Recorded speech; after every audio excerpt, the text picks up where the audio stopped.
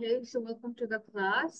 আচ্ছা, তো ফার্স্টলি হচ্ছে আমি যে অ্যাসাইনমেন্টটা দিয়েছিলাম about writing introduction from Cambridge 14 to 18 কে কে করেছেন আর কে কে করেননি? আমি 14, 15 আর 17 করছি। সবগুলো করা হয় না। 14, 15 একটাই ভ্যারিয়েন্ট ক্রিয়েট করছি। তিনটা বা একটা দুইটা করে এরকম আর কি। সবগুলো করা হয়নি। আচ্ছা, ওগুলো কি সাবমিট করছেন এতে ক্লাসরুমে? ও আচ্ছা, সাবমিট করতে হবে। আমি তো খাতায় লিখে রাখছি, না করি নাই, যাই না আচ্ছা, ঠিক আসলে আছে, স্যার। ক্লাসের পরে তাহলে। আচ্ছা, ওকে। ওকে, দেন রেস্ট অফ ইউ, আর কোনো প্রবলেম ম্যাম, ইন্ট্রোডাকশনে? আমি 14 থেকে 17 পর্যন্ত করছি এবং সাবমিট করছি আমি। আপনি দেখতে আচ্ছা, পারেন। তাহলে এমনি কি কোনো প্রবলেম ফেস করতেছেন যে কেউ বেশি টাফ মনে হচ্ছে নাকি কিছু কি? না, অ্যাকচুয়ালি যতটুকু করছি, আপনি যদি এখান থেকে মানে ভুলটা ধরে দিতে পারেন যে আমার হয়তো হয়তো আমি বেটার কিছু করতে পারবো, তাহলে হয়তো আচ্ছা, বোঝা যাবে আর কি। ঠিক আছে, তাহলে আমি চেক করে দিব এখন। আপনি আচ্ছা, ঠিক সাবমিট আছে। করছেন? হ্যাঁ, আমি আর কিছু আগে সাবমিট করছি। আচ্ছা, মিস, কিভাবে সাবমিট করতে হবে? মানে হচ্ছে যে লিঙ্ক আমি দিয়ে কি দিচ্ছেন ওখানে? অ্যাসাইনমেন্টটা কি ক্রিয়েট করছিলাম না ক্লাসরুমে, ওই একই ক্লাসরুমে আইএলটিএস এর I think so. আচ্ছা, আমি আবার ও, দিয়ে দিব ক্লাসে পরে। ঠিক আছে, আবার ক্লাসে করে দিব। আচ্ছা, so mister Shoaib also congratulations on your score. I think you scored the highest in reading. Did you see your score?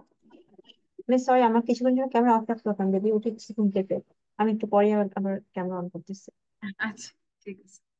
হ্যাঁ, মিস্টার শহীদুল, আপনি কি আপনার স্কোর দেখেছিলেন?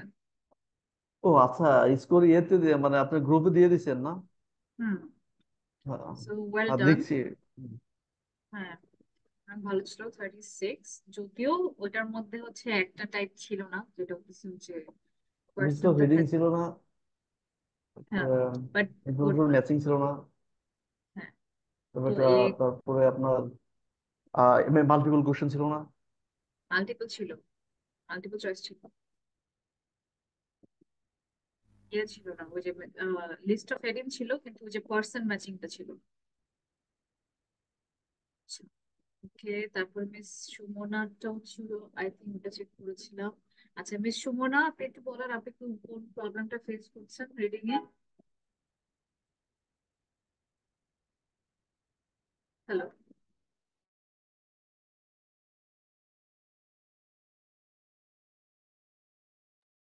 মিস সুমনা। আচ্ছা, মিস নুসরাত, আপনার স্কোরটা দেখেছিলেন? জি ম্যাম, দেখেছি। আচ্ছা, তো আই হোপ ওটা থেকে এখন তো 2 সপ্তাহ হয়তো হয়ে গেছে এটার, তো অনেকটু কি ইমপ্রুভ হয়েছে মনে হয় নাকি এখনো ওই জায়গায়?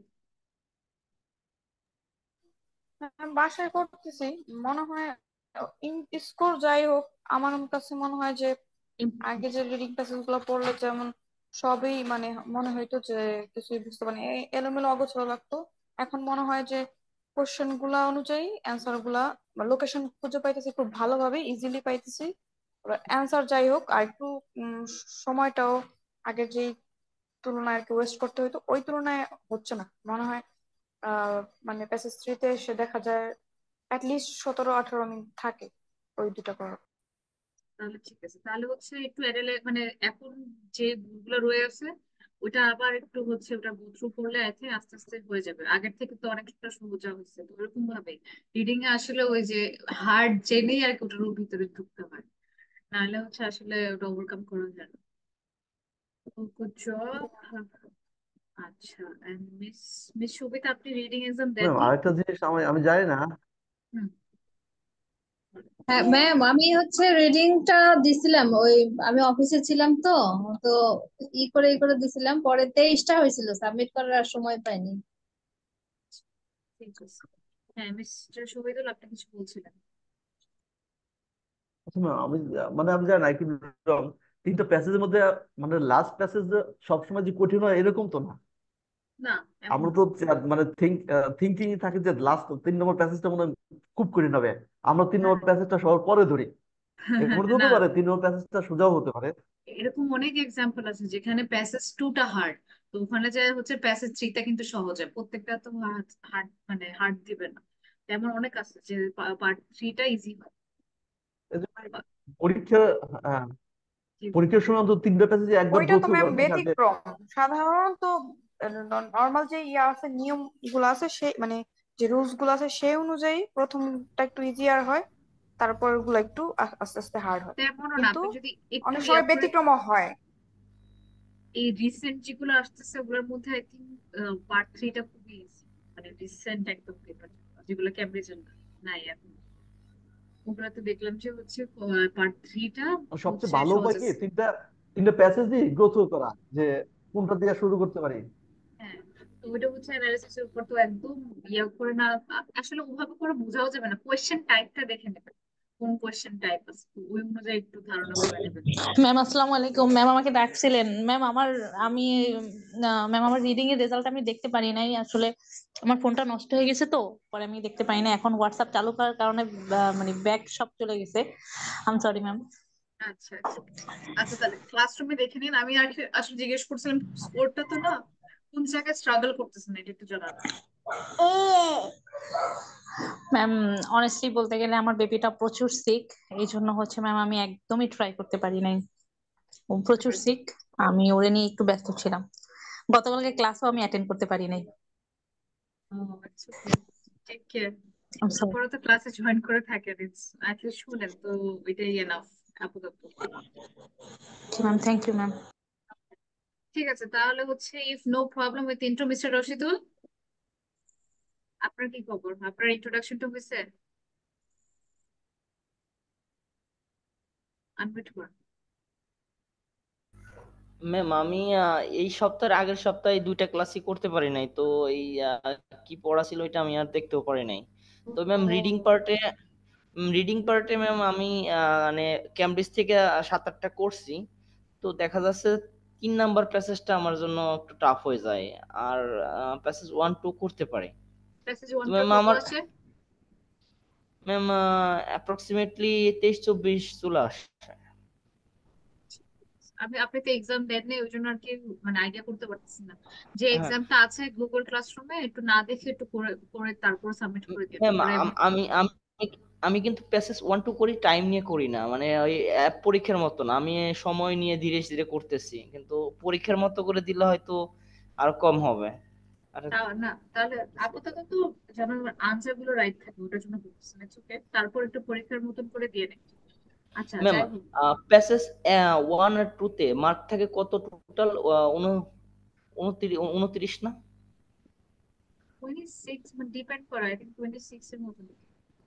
ম্যাম আমার তো 27 নাম্বার হলে হয়ে যায়। সেক্ষেত্রে কি ওই ওগুলো বেশি কঠিন হইলে না, ওভাবে করেন না, কারণ ইউ মে নেভার নো, সবসময় সেম থাকে না, সবকিছু অ্যাটেম্প করা লাগে, পরে কেটে গেলে তখন ওটা অন্য কিছু। কিন্তু যেহেতু নেগেটিভ মার্কিং নাই, তাহলে হচ্ছে স্কিপ করার কোনো প্রশ্নই আসে না। ম্যাম ওকে, টাইমটা তো করতে পারতেছি না, টাইমটা মানে অ্যাডজাস্ট করতে পারতেছি না। ওই জন্যই বললাম যে এক্সাম যদি দিতেন আস্তে আস্তে তো হয়ে যেত, প্রথমে হবে না। আচ্ছা, যেটা ঠিক বলছিলাম, আছে। আমরা কিন্তু রাইটিং স্টার্ট করছি তো। আপনি কি রেকর্ডিং দেখেছিলেন? না ম্যাম আমি টাইম পাই নাই, তো এই যে আমি কেবল ফ্রি হয়েছি আর কি। গতকাল ক্লাসে আসছিলাম, আর এখন থেকে ম্যাম আর দেরি হবে না, সমস্যা হবে না। আচ্ছা, তাহলে দেখে নিন, কারণ ওটা ইম্পর্টেন্ট, ওটা না হলে আজকে অনেক কিছু বুঝবেন না। আচ্ছা, miss Drisha, did you do your introduction? No, ma'am. Y?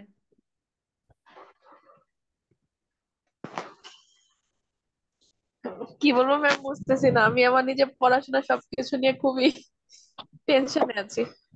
কোনো কিছুতে কনসেন্ট্রেট করতে পারছি না ম্যাম। আচ্ছা, তাহলে পার্সোনাল কিছু ইস্যুস থাকলে ইটস ওকে, ইনশাল্লাহ ঠিক হয়ে যাবে। সো জাস্ট হতেছে হোপ কি সো। করা লাগবে, রাইটে কিন্তু খালি ইন্ট্রোডাকশন, এটা কিন্তু তেমন কিছুই না, যা কোয়েশ্চেন তাই আছে। তো একটু খালি সাহস করে জাস্ট গো ইনটু ইট, যাতে করে অ্যাটলিস্ট আপনি ওই দুইটা লাইন লিখতে পারেন। ইন্ট্রোডাকশন ফ্রি মার্কস, এমন কিছুই না যে আমাকে অনেক কিছু করতে হবে। জাস্ট দুই একটা ওয়ার্ড আপনি একটু চেঞ্জ করে দিলেন, কয়েকটা দেখলেন, এতটুকুই হয়ে যাচ্ছে। তো ইন্ট্রোতে যেন আপনি ওই 25% মার্কটা সিকিউর করতে পারেন। তো ওইটা দেখবেন যে ওটা সবচেয়ে সহজ জিনিস, মানে বলতে গেলে ওটা আপনাকে ফ্রিতে দিয়ে দিচ্ছে। So try to do that and ইনশাআল্লাহ এটা ভালো পাবেন। ওকে, তাহলে হচ্ছে আজকে ক্লাসটা ওকে স্টার্ট ম্যাম। করি। ওকে, আর হচ্ছে আর তো কেউ জয়েন করলো না, আমি ভাবছিলাম আরো কেউ জয়েন করবে, বাট ওকে, 9 অফ ইউ। কত জিজ্ঞেস করতে? হ্যাঁ, হ্যাঁ এটা ম্যাম, আমার ওই যে রিসেন্ট যে এক্সাম গুলো হচ্ছে এগুলা কোথায় খুঁজে পাবো? ক্লাসরুম, ক্লাসরুম হ্যাঁ, আমাদের না না না, রিসেন্ট যে আইএলটিএস এর এক্সাম গুলো হচ্ছে আচ্ছা ইতে, ওটার জন্য ওয়েবসাইট আছে, মানে হ্যাঁ টিচার। ওইটা কোথায় গেলে খুঁজে পাবো? এটা আমি যদি মানে আমার কাছে লিঙ্কটা থাকলে পরে দিয়ে দিব আমি। আচ্ছা, ওগুলো একটু প্যাটার্ন গুলো দেখা দরকার ছিল, এখন কেমন আসে। না আপনি সেই লিঙ্ক আপনি ইউটিউবে যে সার্চ দেন রিসেন্ট কোশ্চেন দেখবেন যে অনেক কোশ্চেন চলে আসছে জায়গাতে। না, ওগুলো রিসেন্ট আসে না, ওগুলো দেখে আগের গুলাই আসে বারবার। না স্যাম্পল হিসেবে কিছু থাকতে পারে আর কি। আচ্ছা প্র্যাকটিস এক্সাম আসে, রিয়েল দিয়ে রাখে, বাট আমার মনে হয় রিয়েল না, এগুলো আগেও করা আর কি।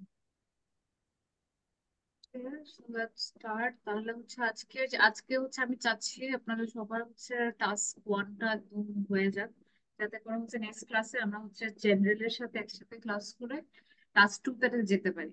আর হচ্ছে যা যা করানো হচ্ছে ওগুলো কিন্তু প্র্যাকটিস করতে হবে। টাস্ক ওয়ানে আমি নেক্সট উইকে কিন্তু, আর টাস্ক ওয়ান আজকে যদি শেষ হয়ে যায় তাহলে আমি আর এটা টাচ করতেছি না, তাহলে হচ্ছে জেনারেল এন্ড একাডেমিক একসাথে মিলে আমরা টাস্ক টু তে যাবো।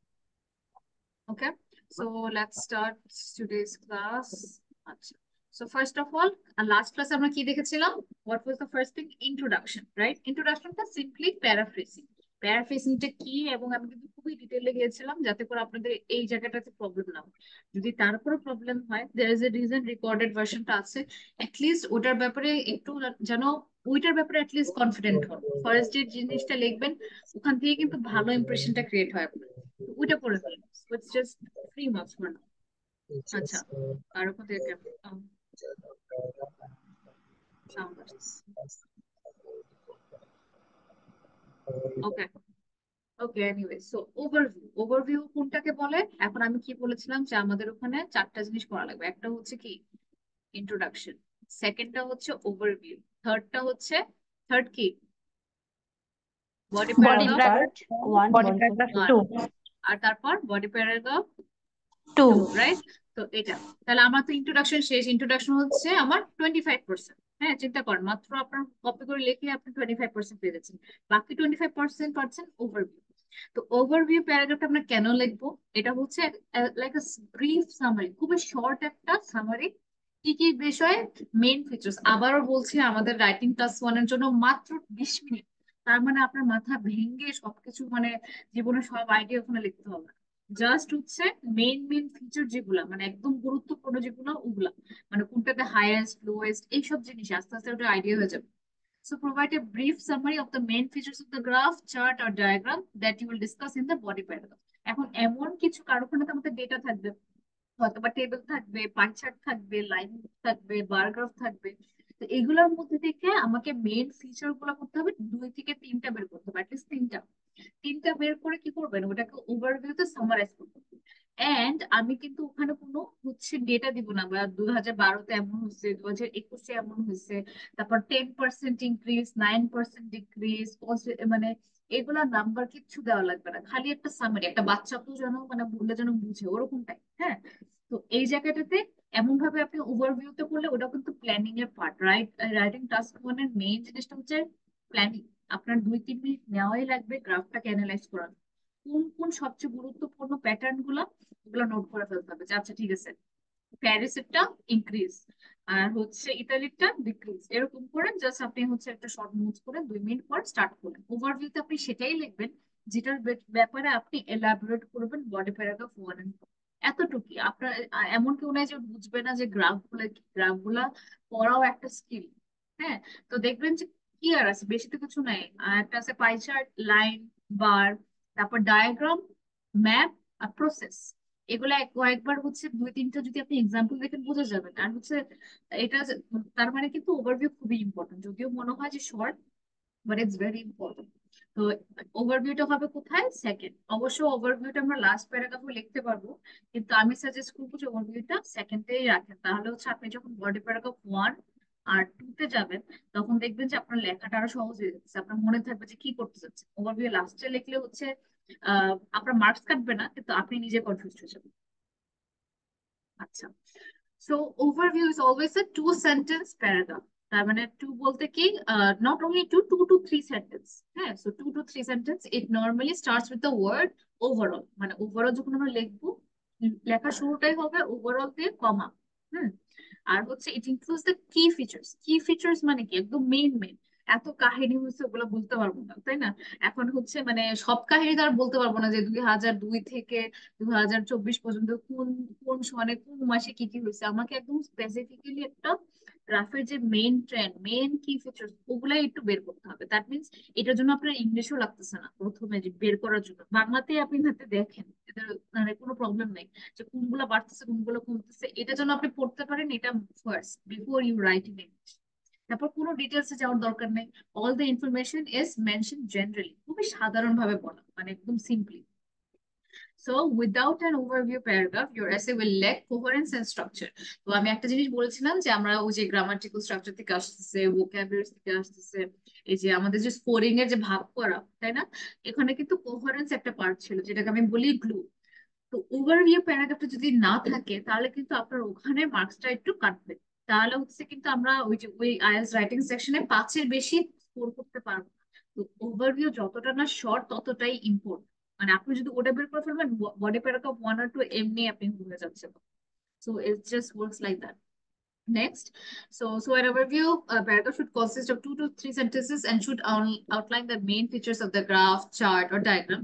It is important to keep in mind that the overview should not contain any detailed analysis or interpretation of the data. ওখানে আপনাকে কোনো ইন্টারপ্রিটেশনে যেতে হবে না, শুধুমাত্র একটা ব্রড পার্সপেক্টিভ। মানে উপর থেকে দেখলে কি হয়, মানে আমরা যদি পৃথিবীর বাইরে থেকে পৃথিবীটাকে দেখি, প্রত্যেকটা দেশ তো আমরা দেখতে পারবো না, কিন্তু দেখতে পারবো আছে এদিকে পানি আছে, মাউন্টেন আছে, ওরকম টাইপ যেন একটা ভিউ দিতে পারে, এতটুকু। দেন ওভারভিউর যে আসলে ক্ষমতাটা, ওটাকে কতটুকু ব্যান্ড 6 কারা পায়, যারা হচ্ছে presence and overview with information appropriately selected. আচ্ছা, ইনফরমেশন আপনি দিলেন, তাহলে হচ্ছে যে ব্যান্ড 6 পেয়ে যাবেন তাও না, মানে ব্যান্ড 6 পাবেন তখন, ব্যান্ড 7টা তখনই পাবেন যখন ক্লিয়ার। ক্লিয়ার বলতে মেন ট্রেন্ডস গুলো কি ইনক্রিজ হচ্ছে, ডিক্রিজ হচ্ছে, সেম থাকতেছে, ডিফারেন্সেস অর দুটার মধ্যে কি ডিফারেন্স, আর স্টেজেস। স্টেজেস বেসিকলি হয় কখন, যখন হচ্ছে একটা মানে কোন একটা, ধরেন coffee making process. Coffee making এর প্রসেসে প্রথমে আমরা কফির একটা প্যাকেট নেই, তারপর পানিতে দিই, এগুলো প্রত্যেকটা স্টেজ। এই টাইম আমরা স্টেজ বলি। তো that means overview is really important. একটা ভালো ওভারভিউ আপনাকে ব্যান্ড 6 থেকে ব্যান্ড 7 দিতে পারে। আর হচ্ছে যেহেতু আরেকটা কথা বলি, আমাদের টাস্ক ওয়ানের যেটা, টাস্ক ওয়ানে কিন্তু একবার কাউন্ট হয়। আমি যদি ধরেন টাস্ক ওয়ানে আপনি 6 পেলেন, আর টাস্ক 2 তে হচ্ছে আপনি 5 পেলেন, তাহলে হচ্ছে কিন্তু 5টা কিন্তু 2বার ধরা হবে, তারপর ডিভাইড বাই 3, তারপর আপনার রাইটিং এর ওভারঅল স্কোর। তো 10 প্লাস 16 ডিভাইড বাই 3, তার মানে 5 পয়েন্ট সামথিং পাচ্ছেন। হ্যাঁ, তার 5.5 যাচ্ছে। হ্যাঁ, 5.5। তো তার মানে কি, আপনার যে টাস্ক 2 এর ওটার ওয়েটটা বেশি, টাস্ক 1 এর ওয়েটটা কম। তার মানে এখানে যদি আপনি 7.5 বা 8 এনে ফেলেন, তাহলে কিন্তু ওখানে একটু কম আসলে সমস্যা নেই। এটাই। ওকে। সো এই কারণে হচ্ছে টাস্ক 1 যদিও সহজ, but need to score like যতটা পারেন এখানে স্কোর করে ফেলবেন, কারণ নিজের থেকে তো আপনার বাড়ায় কিছু লিখতে হচ্ছে না। তো আর হচ্ছে কোনো স্পেলিং মিস্টেক হওয়ারও চান্স খুবই কম, কারণ সব ইনফরমেশন আপনার সামনে আছে।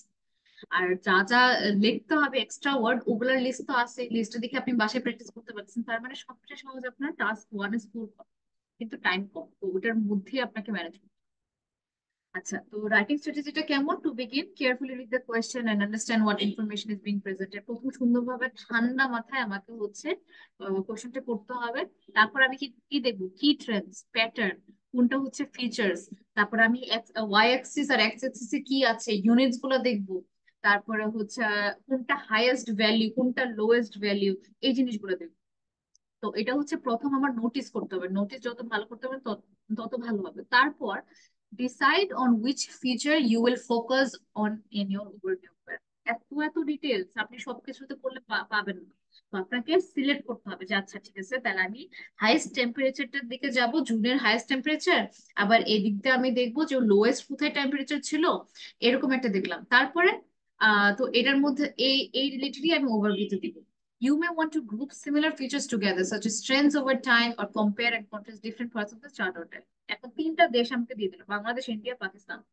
এখন যদি আমি দেখি বাংলাদেশ আর ইন্ডিয়ার ইকোনমিক গ্রোথ হচ্ছে বাড়তেছে আর পাকিস্তানেরটা কমতেছে, ওই ক্ষেত্রে কি করব, আমি বাংলাদেশ আর বাংলাদেশ আর ইন্ডিয়াটা কিন্তু একসাথে করে ফেলতে পারবো। তো ওভাবে করে চিন্তা করতে পারেন যে এদের দুজনটা ইনক্রিজ হচ্ছে, আমি আলাদা আলাদা আলাদা করে বলতে হচ্ছে না, আমি একসাথে করতেছি। তবে ওভারভিউ বলতে আমি যেন পুরা গ্রাফটাকে একদম ওই ওভারভিউটাতে একদম একটা কি বল হাইলাইট দিতে পারি যে এতটুকুই হচ্ছে পুরোটুকুর মধ্যে, ডিটেলে অনেক কিছু কিন্তু এটাই মেইন সামারি। তো এইভাবে করে কিন্তু এই ধরেন আমি এখন ভাগ করে ফেললাম যে বাংলাদেশ আর ইন্ডিয়া সেম, আর পাকিস্তানটা হচ্ছে মানে নামতেছে, আর এদিক দিয়ে বাংলাদেশ আর ইন্ডিয়া হচ্ছে উপরের দিকে যাচ্ছে। তাহলে আমি বডি প্যারাগ্রাফে কি করবো জানেন? তখন হচ্ছে ওই যে বাংলাদেশ আর ইন্ডিয়া একসাথে দিব, আর পাকিস্তানকে আলাদা বডি প্যারাগ্রাফ করতে দিব, এতটুকু। এইটাই টাস্ক। কারণ ওই দুইটাকে আমি গ্রুপ করে ফেলছি, কারণ ওদের ট্রেন্ডটা সেম। আমি কথা সুন্দরভাবে ওটা ডিসক্রাইব করে ফেলতে পারবো একই প্যারাগ্রাফে। আর আর বডি প্যারাগ্রাফ করতে তখন আমি কি নিয়ে কথা বলবো? আমি কথা বলবো যে পাকিস্তান, ওটা আলাদা করে দিলাম। তাহলে খুবই সুন্দরভাবে হচ্ছে ওটা প্রেজেন্ট হয়ে গেল, এতটুকু। এটাকেই বলে রিপোর্টিং। আচ্ছা, সো এখন আমরা কিভাবে টাস্ক ওয়ান এর কোয়েশ্চেনটাকে অ্যানালাইজ করবো? সো থ্রি ওয়েজ, একটা হচ্ছে কিওয়ার্ডস, আরেকটা হচ্ছে মাইক্রো কিওয়ার্ডস, আরেকটা হচ্ছে অ্যাকশন ওয়ার্ডস। এখন কিওয়ার্ডস গুলো কি? যেটা হচ্ছে সবচেয়ে সিগনিফিকেন্ট ওয়ার্ডস, মানে সবচেয়ে ইম্পর্টেন্ট ওয়ার্ড যেগুলো দেখবেন। তারপর হচ্ছে মানে যেটা একটা জেনারেল আইডিয়া বলবে, যেরকম কনজাম্পশন অফ অ্যালকোহল। তো ওখানে কি হচ্ছে, কনজাম্পশন অফ অ্যালকোহলটা কি আমার হচ্ছে কিওয়ার্ড। আর মাইক্রো কিওয়ার্ড কোনগুলা, যে কোন সানে, কোন সনে হচ্ছে, বা কোন দেশটাতে হচ্ছে, এগুলা হচ্ছে আমার মাইক্রো কিওয়ার্ড। বা হচ্ছে কোন ইউনিটে হচ্ছে, লিটারে হচ্ছে, সেন্টিমিটারে হচ্ছে, কি কোনটা হচ্ছে, এগুলা হচ্ছে আমার মাইক্রো কিওয়ার্ড, এগুলো আমার জানা লাগবে। ঠিক আছে? তো এইগুলা হচ্ছে আমি আমার পেন্সিল দিয়ে সুন্দর মতন আন্ডারলাইন করে ফেলবো যে এগুলো এগুলো। আপনি 5 মিনিট দেন শুধুমাত্র প্ল্যানিং এ, লেখা লিখতে টাইম লাগবে না, কিন্তু আপনার প্ল্যানিংটা সঠিক হতে হবে। তা না হলে দেখা যাচ্ছে আপনি লেখা শুরু করলেন, মাঝখানে যায় গুলাই ফেলবেন যে আমি কি লিখবো, কোনটা করবো, তখন ওটা হবে না। তো 5 মিনিট দিবেন আপনি ইন প্ল্যানিং, যে আমি হচ্ছে এই ইনফরমেশন গুলো করবো, বাকি সব information I don't need it. যে এই এলিমিনেশনটা, যে আমার এগুলো লাগবে না, এটাই লাগবে, কোনটা কিওয়ার্ড, কি নিয়ে আমি কথা বলতেছি, আমার গ্রাফটা কিনে। হ্যাঁ, অবশ্যই এটা বুঝতে হবে যে গ্রাফটা কি। গ্রাফটা কি যদি না চিনেন তাহলে কিন্তু আরেকটা প্রবলেম। কারণ আপনার প্রত্যেকটা জিনিস তখন যদি আপনি যেটা পাই চার্ট যদি আপনি বলে ফেলেন যে ওটা হচ্ছে লাইন, তখনই তো গেছে তাই, অনেকটুকু হচ্ছে মানে ইমপ্রেশন। আর যে আপনার খাতাটা চেক করবে তার প্রতি যদি আপনি একটা ভালো একটা ইমপ্রেশন ক্রিয়েট করতে চান, তাহলে অবশ্যই আপনার ওভারভিউ আর ইন্ট্রোডাকশনটা সুন্দর করবেন। Body paragraph one and body paragraph two অবশ্যই ইম্পর্টেন্ট, বাট যখন দেখবে যে দুইটা এতটাই ক্লিয়ার, তখন বডি প্যারাগ্রাফ ওয়ানে জাস্ট দেখবে যে আপনি হচ্ছে ওই যে পার্সেন্টেজ গুলো মেনশন করছেন কিনা, ট্রেনটা ঠিক আছে কিনা, আর হচ্ছে কোনো আউট অফ গ্রামাটিক্যাল প্রবলেম। তারপর অ্যাকশন ওয়ার্ডস কোনগুলো? দ্যাট টাইপ অফ ইনফরমেশন আছে। অ্যাকশন ওয়ার্ডস এর ব্যাপারে এত কিছু না, যে আমাদের কোয়েশ্চেনেই লেখা থাকবে যে কি বলে যে to compare and explain in detail, এতটুকু অ্যাকশন। মানে যে কাজটা আমাকে করতে হবে, যে কম্পেয়ার করতে হবে দুটোর মধ্যে, যে আমি যে এখন কম্পেয়ার করবো বাংলাদেশ আর ইন্ডিয়ার মধ্যে কম্পারিজন করলাম, ওই জিনিসটা প্রত্যেকটাতে সেম থাকে আমাদের এই জায়গায়। আচ্ছা, এখন বুঝতে হবে ডাইনামিক এন্ড স্ট্যাটিক ডায়াগ্রামের মধ্যে ডিফারেন্স। ডাইনামিক এমন একটা জিনিস যেটা হচ্ছে অলওয়েজ মুভিং, যেটা সবসময় ঘুরতে থাকে বা মানে প্রোগ্রেস করতে থাকে বা নিচের দিকে যেতে থাকে। স্ট্যাটিক ডায়াগ্রাম হচ্ছে যেটা এক জায়গায়। ওকে, স্ট্যাটিক ইজ স্টিল, এটা কোনো মুভমেন্ট নাই। হ্যাঁ, যা আছে তাই। ডাইনামিক কিন্তু থ্রু আউট টাইম, মানে হয়তো বা 2001 থেকে 2010 এই যে প্রোগ্রেসটা দেখাতেছে, ওরকম কিছু যদি হয় ওগুলাকে বলে ডাইনামিক ডায়াগ্রাম। আর যদি দেখায় যদি আমি দেখি ধরেন টেবিল, না টেবিলে তো হতে পারে কারণ প্রত্যেকটা বছরে চেঞ্জ হতে পারে। পাই চার্ট, হ্যাঁ, পাই চার্টে ধরেন খালি একটা বছরে একটা পাই চার্টে লেখা 2012, আর একটা পাই চার্টে লেখা 2060। ধরেন ফিউচারে একটা জিনিস, ওটা স্টেটিক, ওগুলো চেঞ্জ হচ্ছে না। ফর ফর এক্সাম্পল, বা একটা পাই চার্ট দিয়ে দিল 2016, ওটা যা ওটা তাই থাকবে, ওটা চেঞ্জ নেই।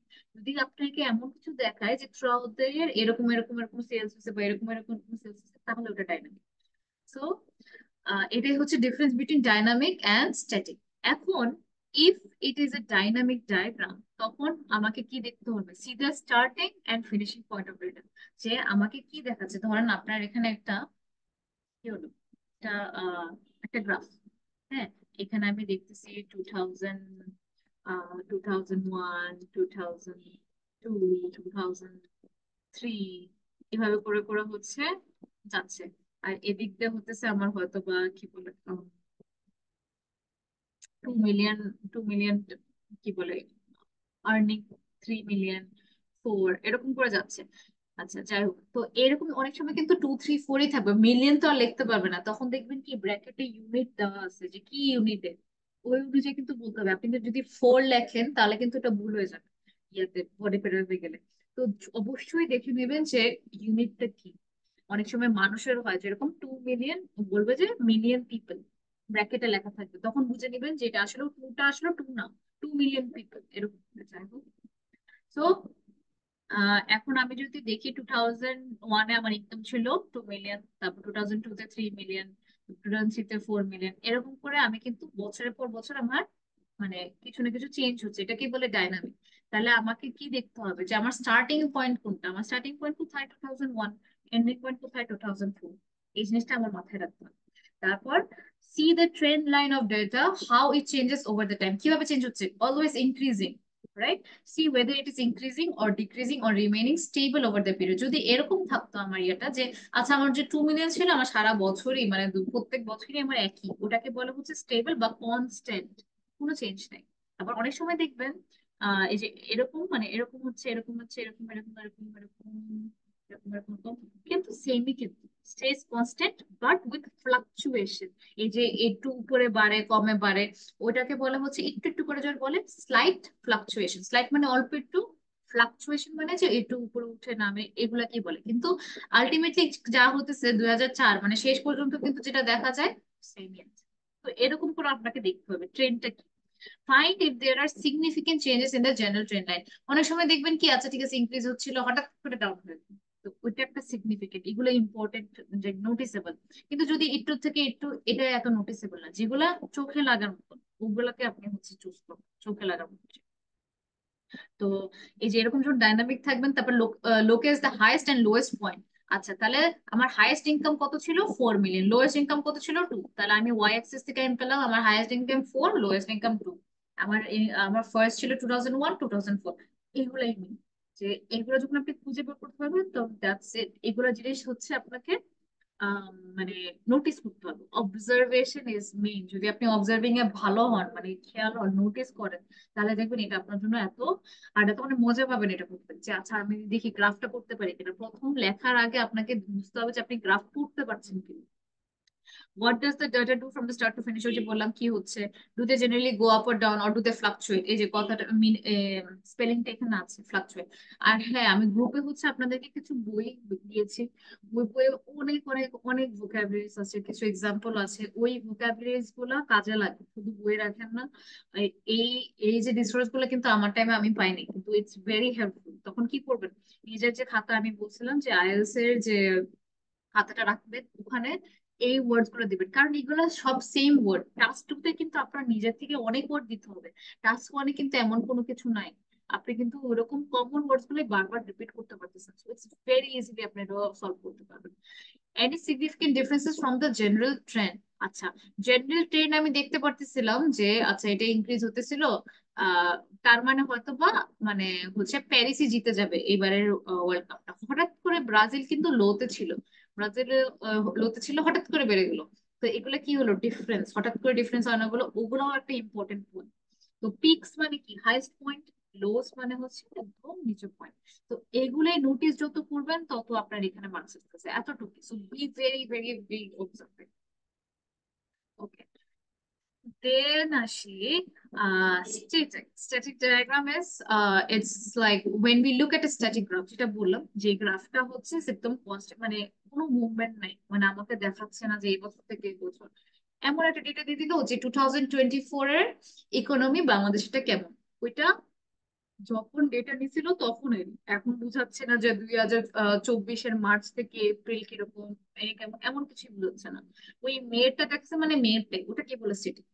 তো see where are the extreme values. Extreme value যখন আমি বলি শুধুমাত্র হাইয়েস্ট বলি না, এক্সট্রিম মানে হাইয়েস্ট আর লোয়েস্ট দুটাই দেখবেন same. Look at the significant differences, যেগুলোটার মধ্যে হচ্ছে নোটিসেবল ডিফারেন্স দেখতে পাচ্ছেন। ধরেন হতেছে আমি দেখতে পারতেছি যে এই যে 2024 এর মে মাসে সবচেয়ে বাচ্চারা সবচেয়ে বেশি বার্গার খেয়েছিল, আর সবচেয়ে কম খেয়েছিল হচ্ছে পিৎজা। এটা একটা নোটিসেবল জিনিস যে আমি এটা দেখে নিলাম যে সবচেয়ে কম কি খাইছে, সবচেয়ে বেশি খেয়ে গেছে।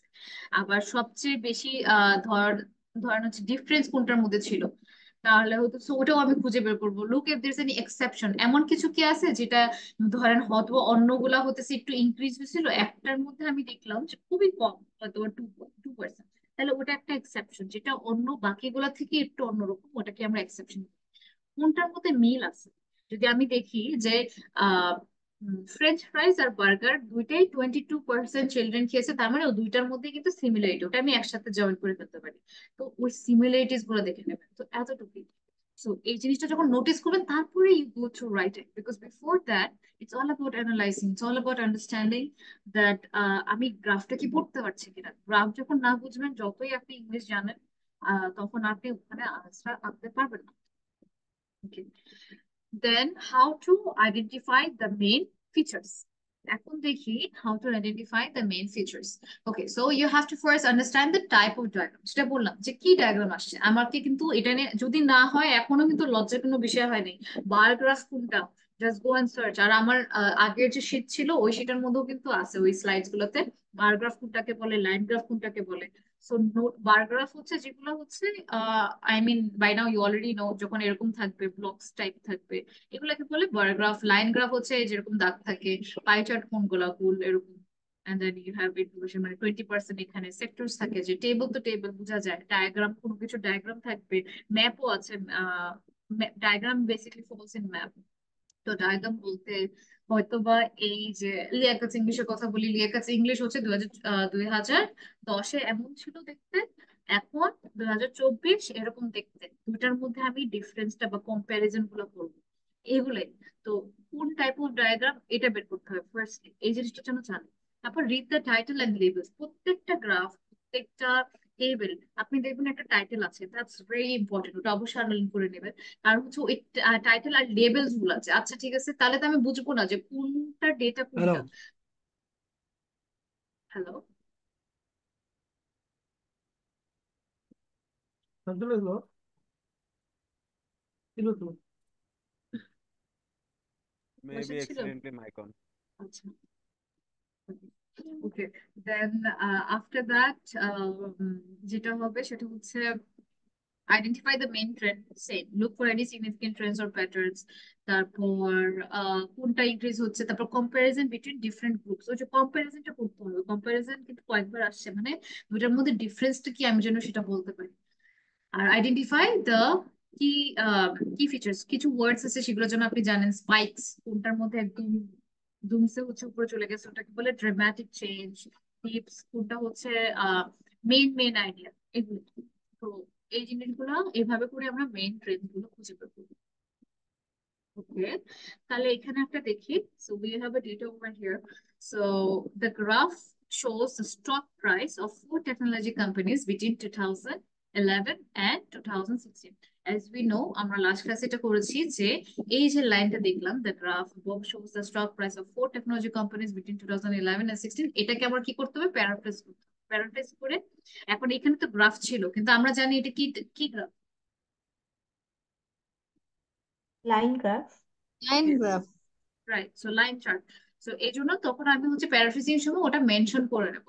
ওকে, তো আর হচ্ছে যেভাবে আমরা প্যারাফ্রেজিংটা শিখেছি সেটাই, ইট রিমেইনস দ্য সেম। এখন ওভারভিউতে আসবো, ওভারভিউতে আমাকে যেগুলো ইম্পর্টেন্ট ওই জিনিসগুলো বের করতে হবে। সো ধরেন আমাদের এখানে কি ছিল, the graph above shows the stock price of four technology companies between 2011 and 16।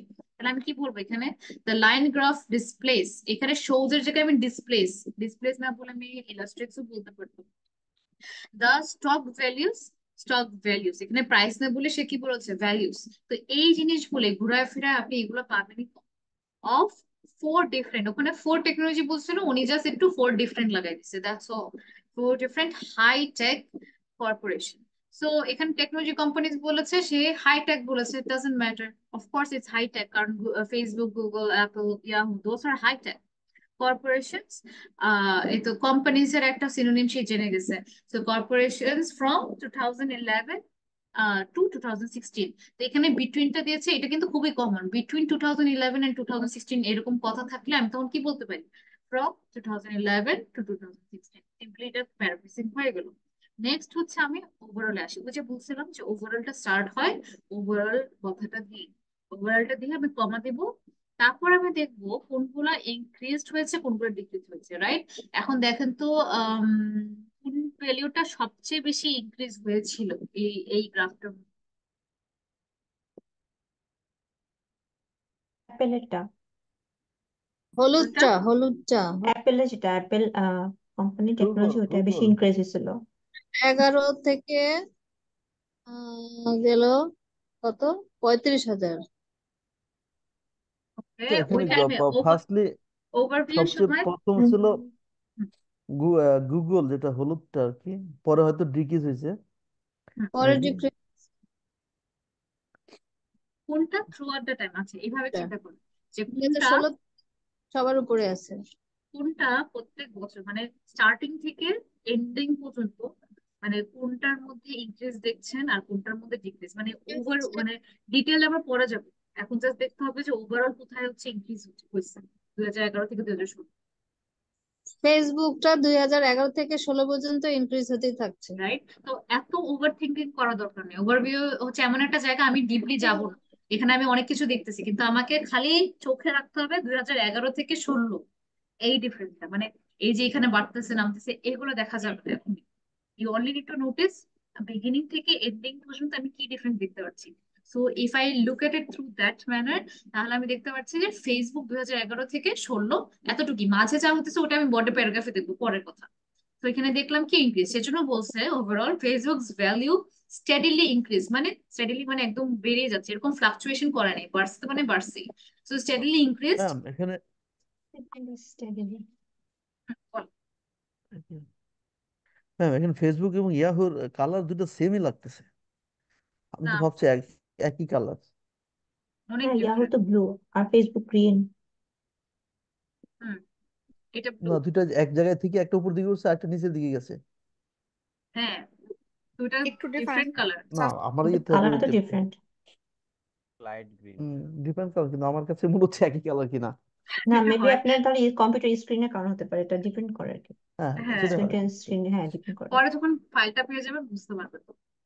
আচ্ছা, যেটা উপরে যাচ্ছে ওটা ফেসবুক, তারপর আমি বলে দিই। হ্যাঁ, ফেসবুক এটা।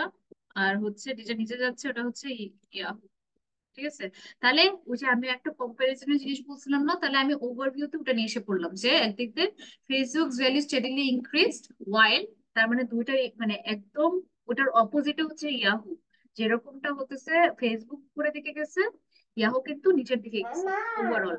তাই জন্য আমি বললাম যে overall Facebook value steadily increased while Yahoo's decrease. আমি এভাবে বলবো না যে overall Facebook value steadily increased and Yahoo's value decrease, ওভাবে বলা দরকার নেই। আমি দুইটা টেবিল একটা লাইনেই বলতে পারতেছি যে যখন হচ্ছে ফেসবুকের উপরে যাচ্ছে ওইভাবে হচ্ছে ইয়াহুটা নিচের দিকে গেছে, which means decreased। তারপর আর তারপর নেক্সটটা দেখি, দুইটা আমার শেষ। এখন আমি দেখবো যে কি বাকি, আমার অ্যাপেল বাকি। এখন ওভারঅল যদি আমি চিন্তা করি যে এই জায়গাটাতে প্রথমে শুরু করছিল এই 5,000, এন্ডিং এ কি আছে, এন্ডিং এ ওই যে ওটা একটু কাছাকাছি 5,000 থেকে হয়তো একটু বেশি, কিন্তু মেইন যেটা দেখা যাচ্ছে যে অনেক ফ্লাকচুয়েশন হচ্ছে, কোথায় কি হয়েছে এটা দেখবো।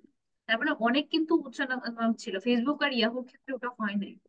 তো যেহেতু আমার হচ্ছে এই এই অ্যাপেলের টাইমিং হচ্ছে, এই জন্য আমি বলবো যে Apple stock price fluctuating wildly, মানে একবার একদম উপরে চলে গেছে 2012-তে, আবার এখানে গেছে, তার মানে কিন্তু আমি বুঝতে পারতেছি যে প্রচুর ওখানে ফ্লাকচুয়েশন ছিল।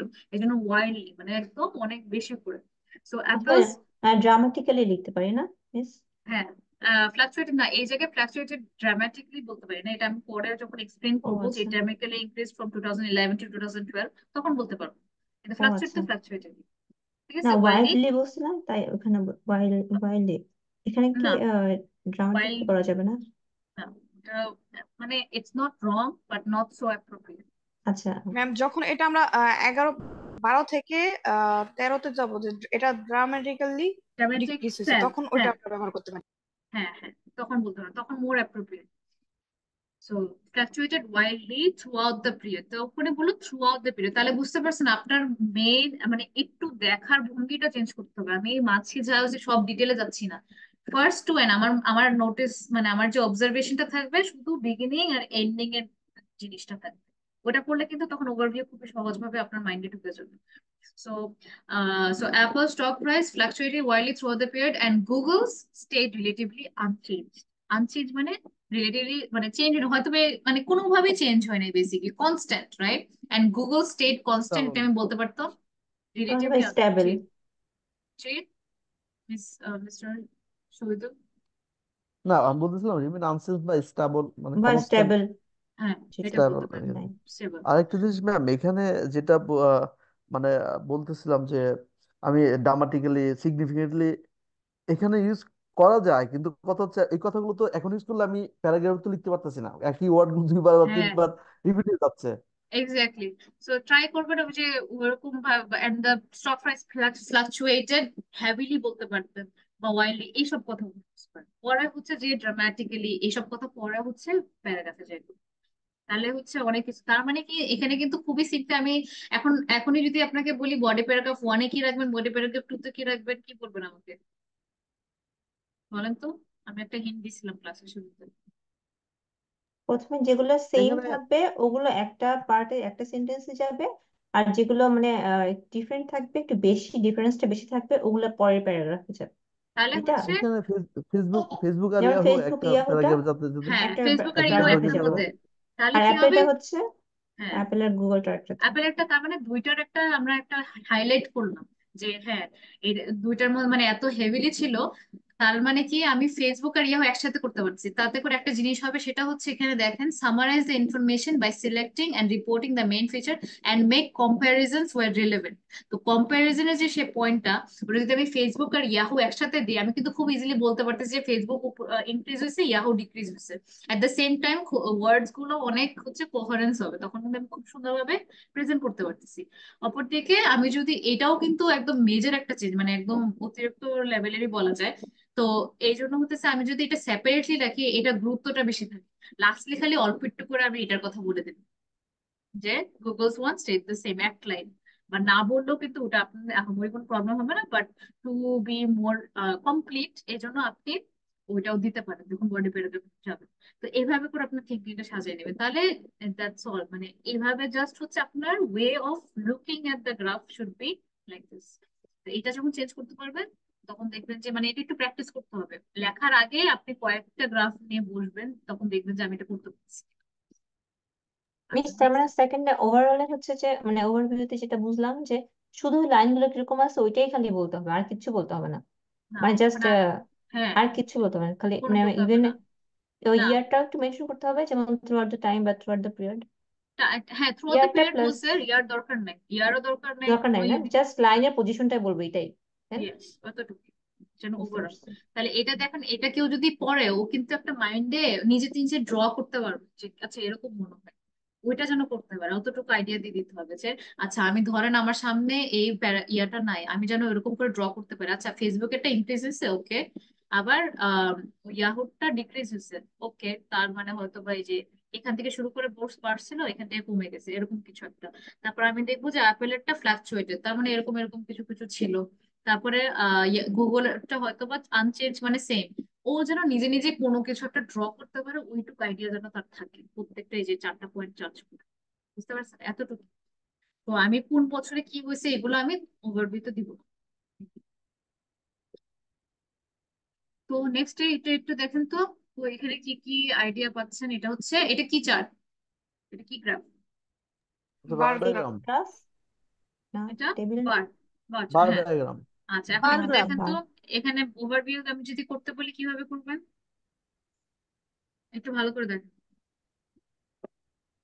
The bar graph আচ্ছা, আমি present ওয়ার্ড ওয়ার্ড বলতে হবে না, আমাকে খালি একটু দেখেন যে গ্রাফটা দেখে ওভারভিউতে যেমন কোনটা হাই, অ্যাপেলটা বেশি কোনটা বেড়ে ভালো। গেছে, একদম ওয়াইডলি ওয়াইডলি বেড়ে গেছে বেশি 2012-র দিকে। আর আমি ওভারভিউতে কি বলছি? অনলি সরি বিগিনিং এন্ড ইয়ারটা এন্ডিং। শুধুমাত্র, আচ্ছা হ্যাঁ। in তো একটু চিন্তা করুন। উম,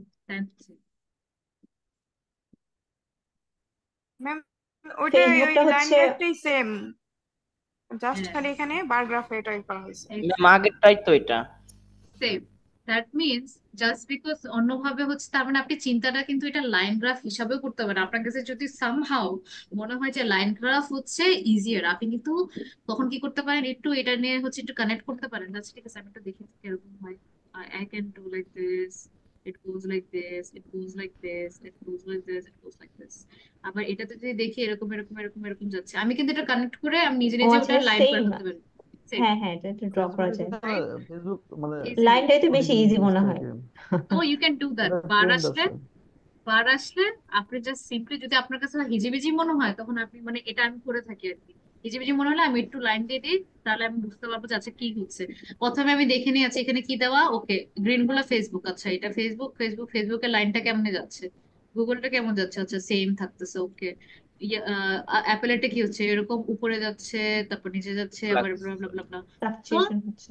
সো বেসিক্যালি দুইটারই সেম। সো গুড যে আপনারা নোটিস করতে পারছেন যে দুইটাই same, just it's said in a different way. তো কোনো কিছুই চেঞ্জ না, একই কথা। Overall Facebook value steadily increased while Yahoo's decreased, কথা কিন্তু কিছুই চেঞ্জ হয়নি, খালি ডায়াগ্রামটা অন্য হচ্ছে। আচ্ছা, তো আম, হ্যাঁ এখন এটা একটু দেখেন।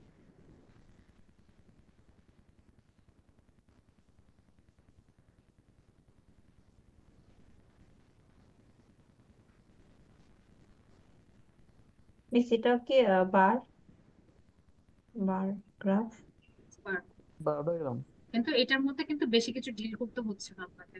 So, you can think of it. শুধুমাত্র একটাই ফিল্ম অথবা একটাই মানে ইন্ডাস্ট্রি নিয়ে কথা বলছে তো মনে হচ্ছে। এখানে আপনার কোয়েশ্চেনটা করা ইম্পর্টেন্ট যে আমি এখানে যে বারটা দেখতেছি কিসের, মানে ডেটাটা কিসের, এটা একটু পরে বুঝে নেন।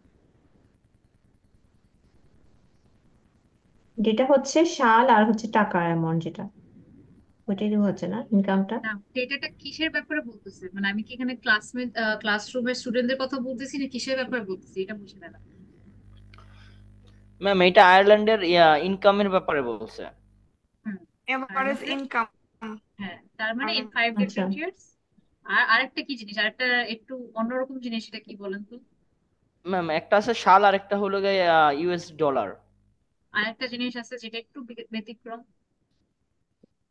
একটা পজিশন ফিচার সই করতে বলছে আর কি, প্রজেকশন, মানে ফোরকাস্টিং। ভবিষ্যতের ইয়ে দিতে হবে। হ্যাঁ মানে ওই, মানে মানে অ্যাজিউম করতে বলছে ভবিষ্যতে হ্যাঁ কি হতে পারে অ্যাকচুয়ালি এরকম কিছু একটা মানে বেস বেসিকলি ডাটার উপর ই করে এর উপর ভিত্তি করে কিরকম লিখতে আসতে হবে, পারে একটু আসতে পারে। ফোরকাস্টিং করতে বলছে এরকম আর কি, এই মেবি। কোয়েশ্চেনটা অনেক পুরাতন, এই কারণে হচ্ছে ইয়ারটা আর কি বুঝতেছে না। যদি না হতো তার মানে যে 2018 যেটা ওটা 2025 থাকতো সাপোজ, ও এরকম আচ্ছা, লেখা থাকতো, বুঝতে পারছেন? তার মানে যখন এই কোশ্চেনটা প্রজেকশনটা হয়েছে তেমন। কেন তখন আমি আমি ধরা হয়েছিল যে তখন 15 সালে কোশ্চেনটা হয়েছে, যার কারণে 18 হুম, পর্যন্ত দেওয়া হয়েছে, তো 18 গুলো আপনার অ্যাজিউম করতে। এক্সাজিউম করছে ম্যাম, তখন আগের আমি কোয়েশ্চেন থেকে। আপনাকে একটা কোশ্চেন করছিলাম এর আগে যে আমাদের ফিউচার সম্পর্কে যদি কোনো কোশ্চেন আসে, হুম, এক্স্যাক্টলি এই কোশ্চেনটাই করছিলাম আপনাকে, আপনি বলছেন যে এরকম যদি কোশ্চেন থাকে আমার দেখেন আর কি। যাক, এই যে মানে এরকম। ফরচুনেটলি মানে এরকম পেয়ে গেলাম আর কি। হ্যাঁ ওটা তো রাইটিং এ এখন আছে, কিন্তু আপনি হয়তো এই রাইটিং এর কথা বলছিলেন মনে নাই।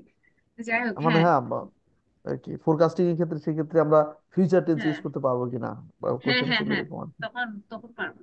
So, 73 না?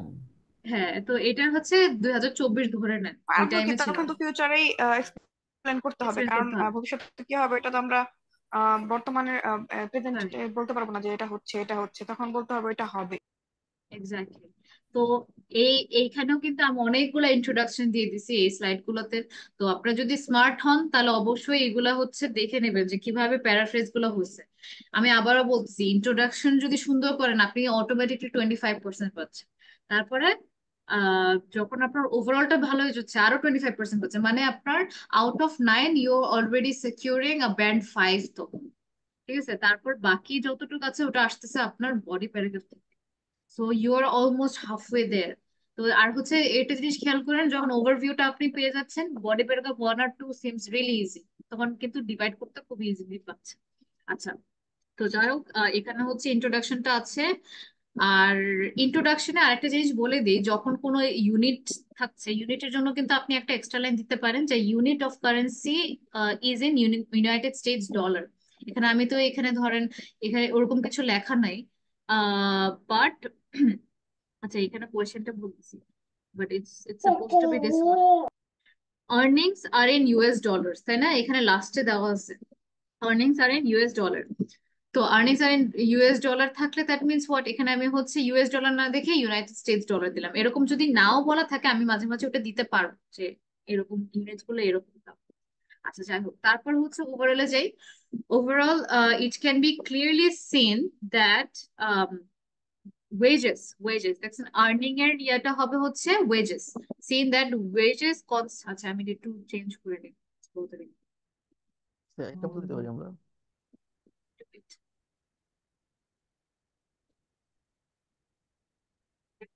তো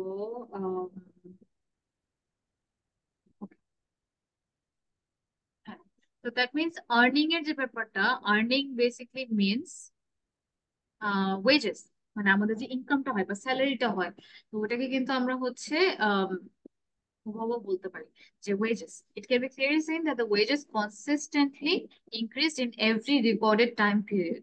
সো কনসিস্টেন্টলি মানে কি, মানে বেড়েই যাচ্ছে in every recorded time period.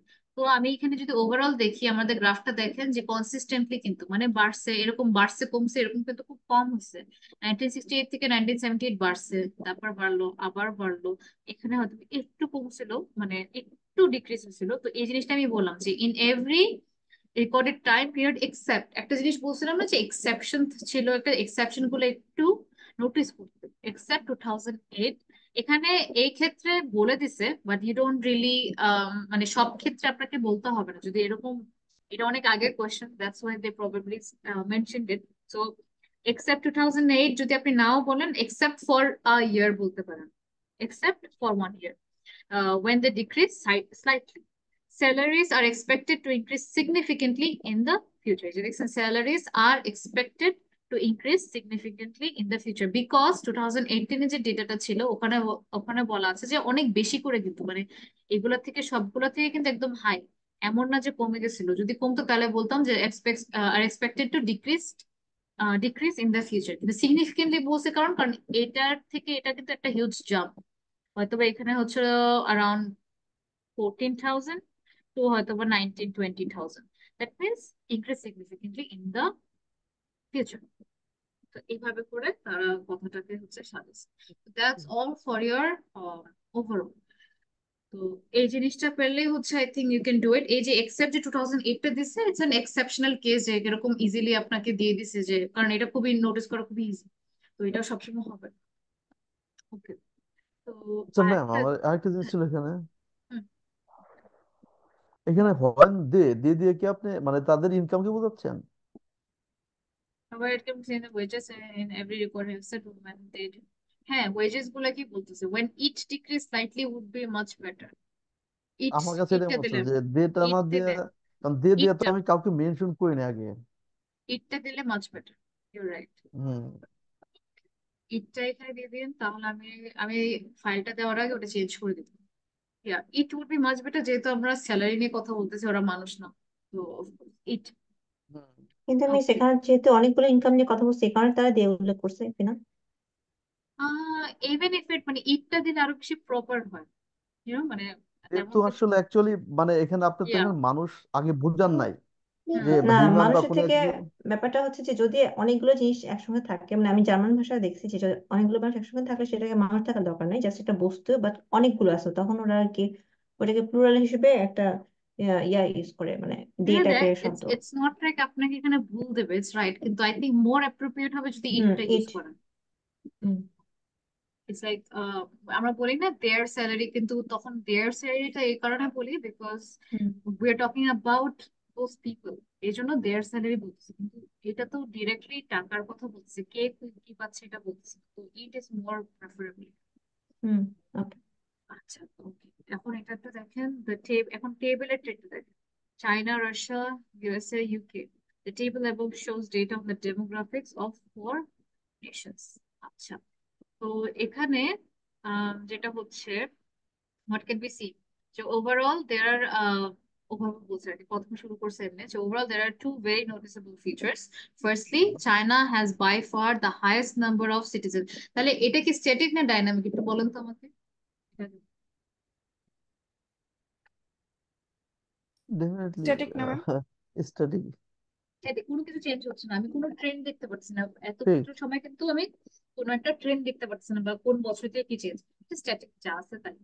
তো হ্যাঁ, তাহলে আমি বলছি মিস যখন আমি এটা এরকম বুঝি থাকবো, নাই, স্ট্যাটিক আর ডায়নামিক বলতে কোনগুলোকে বোঝায়?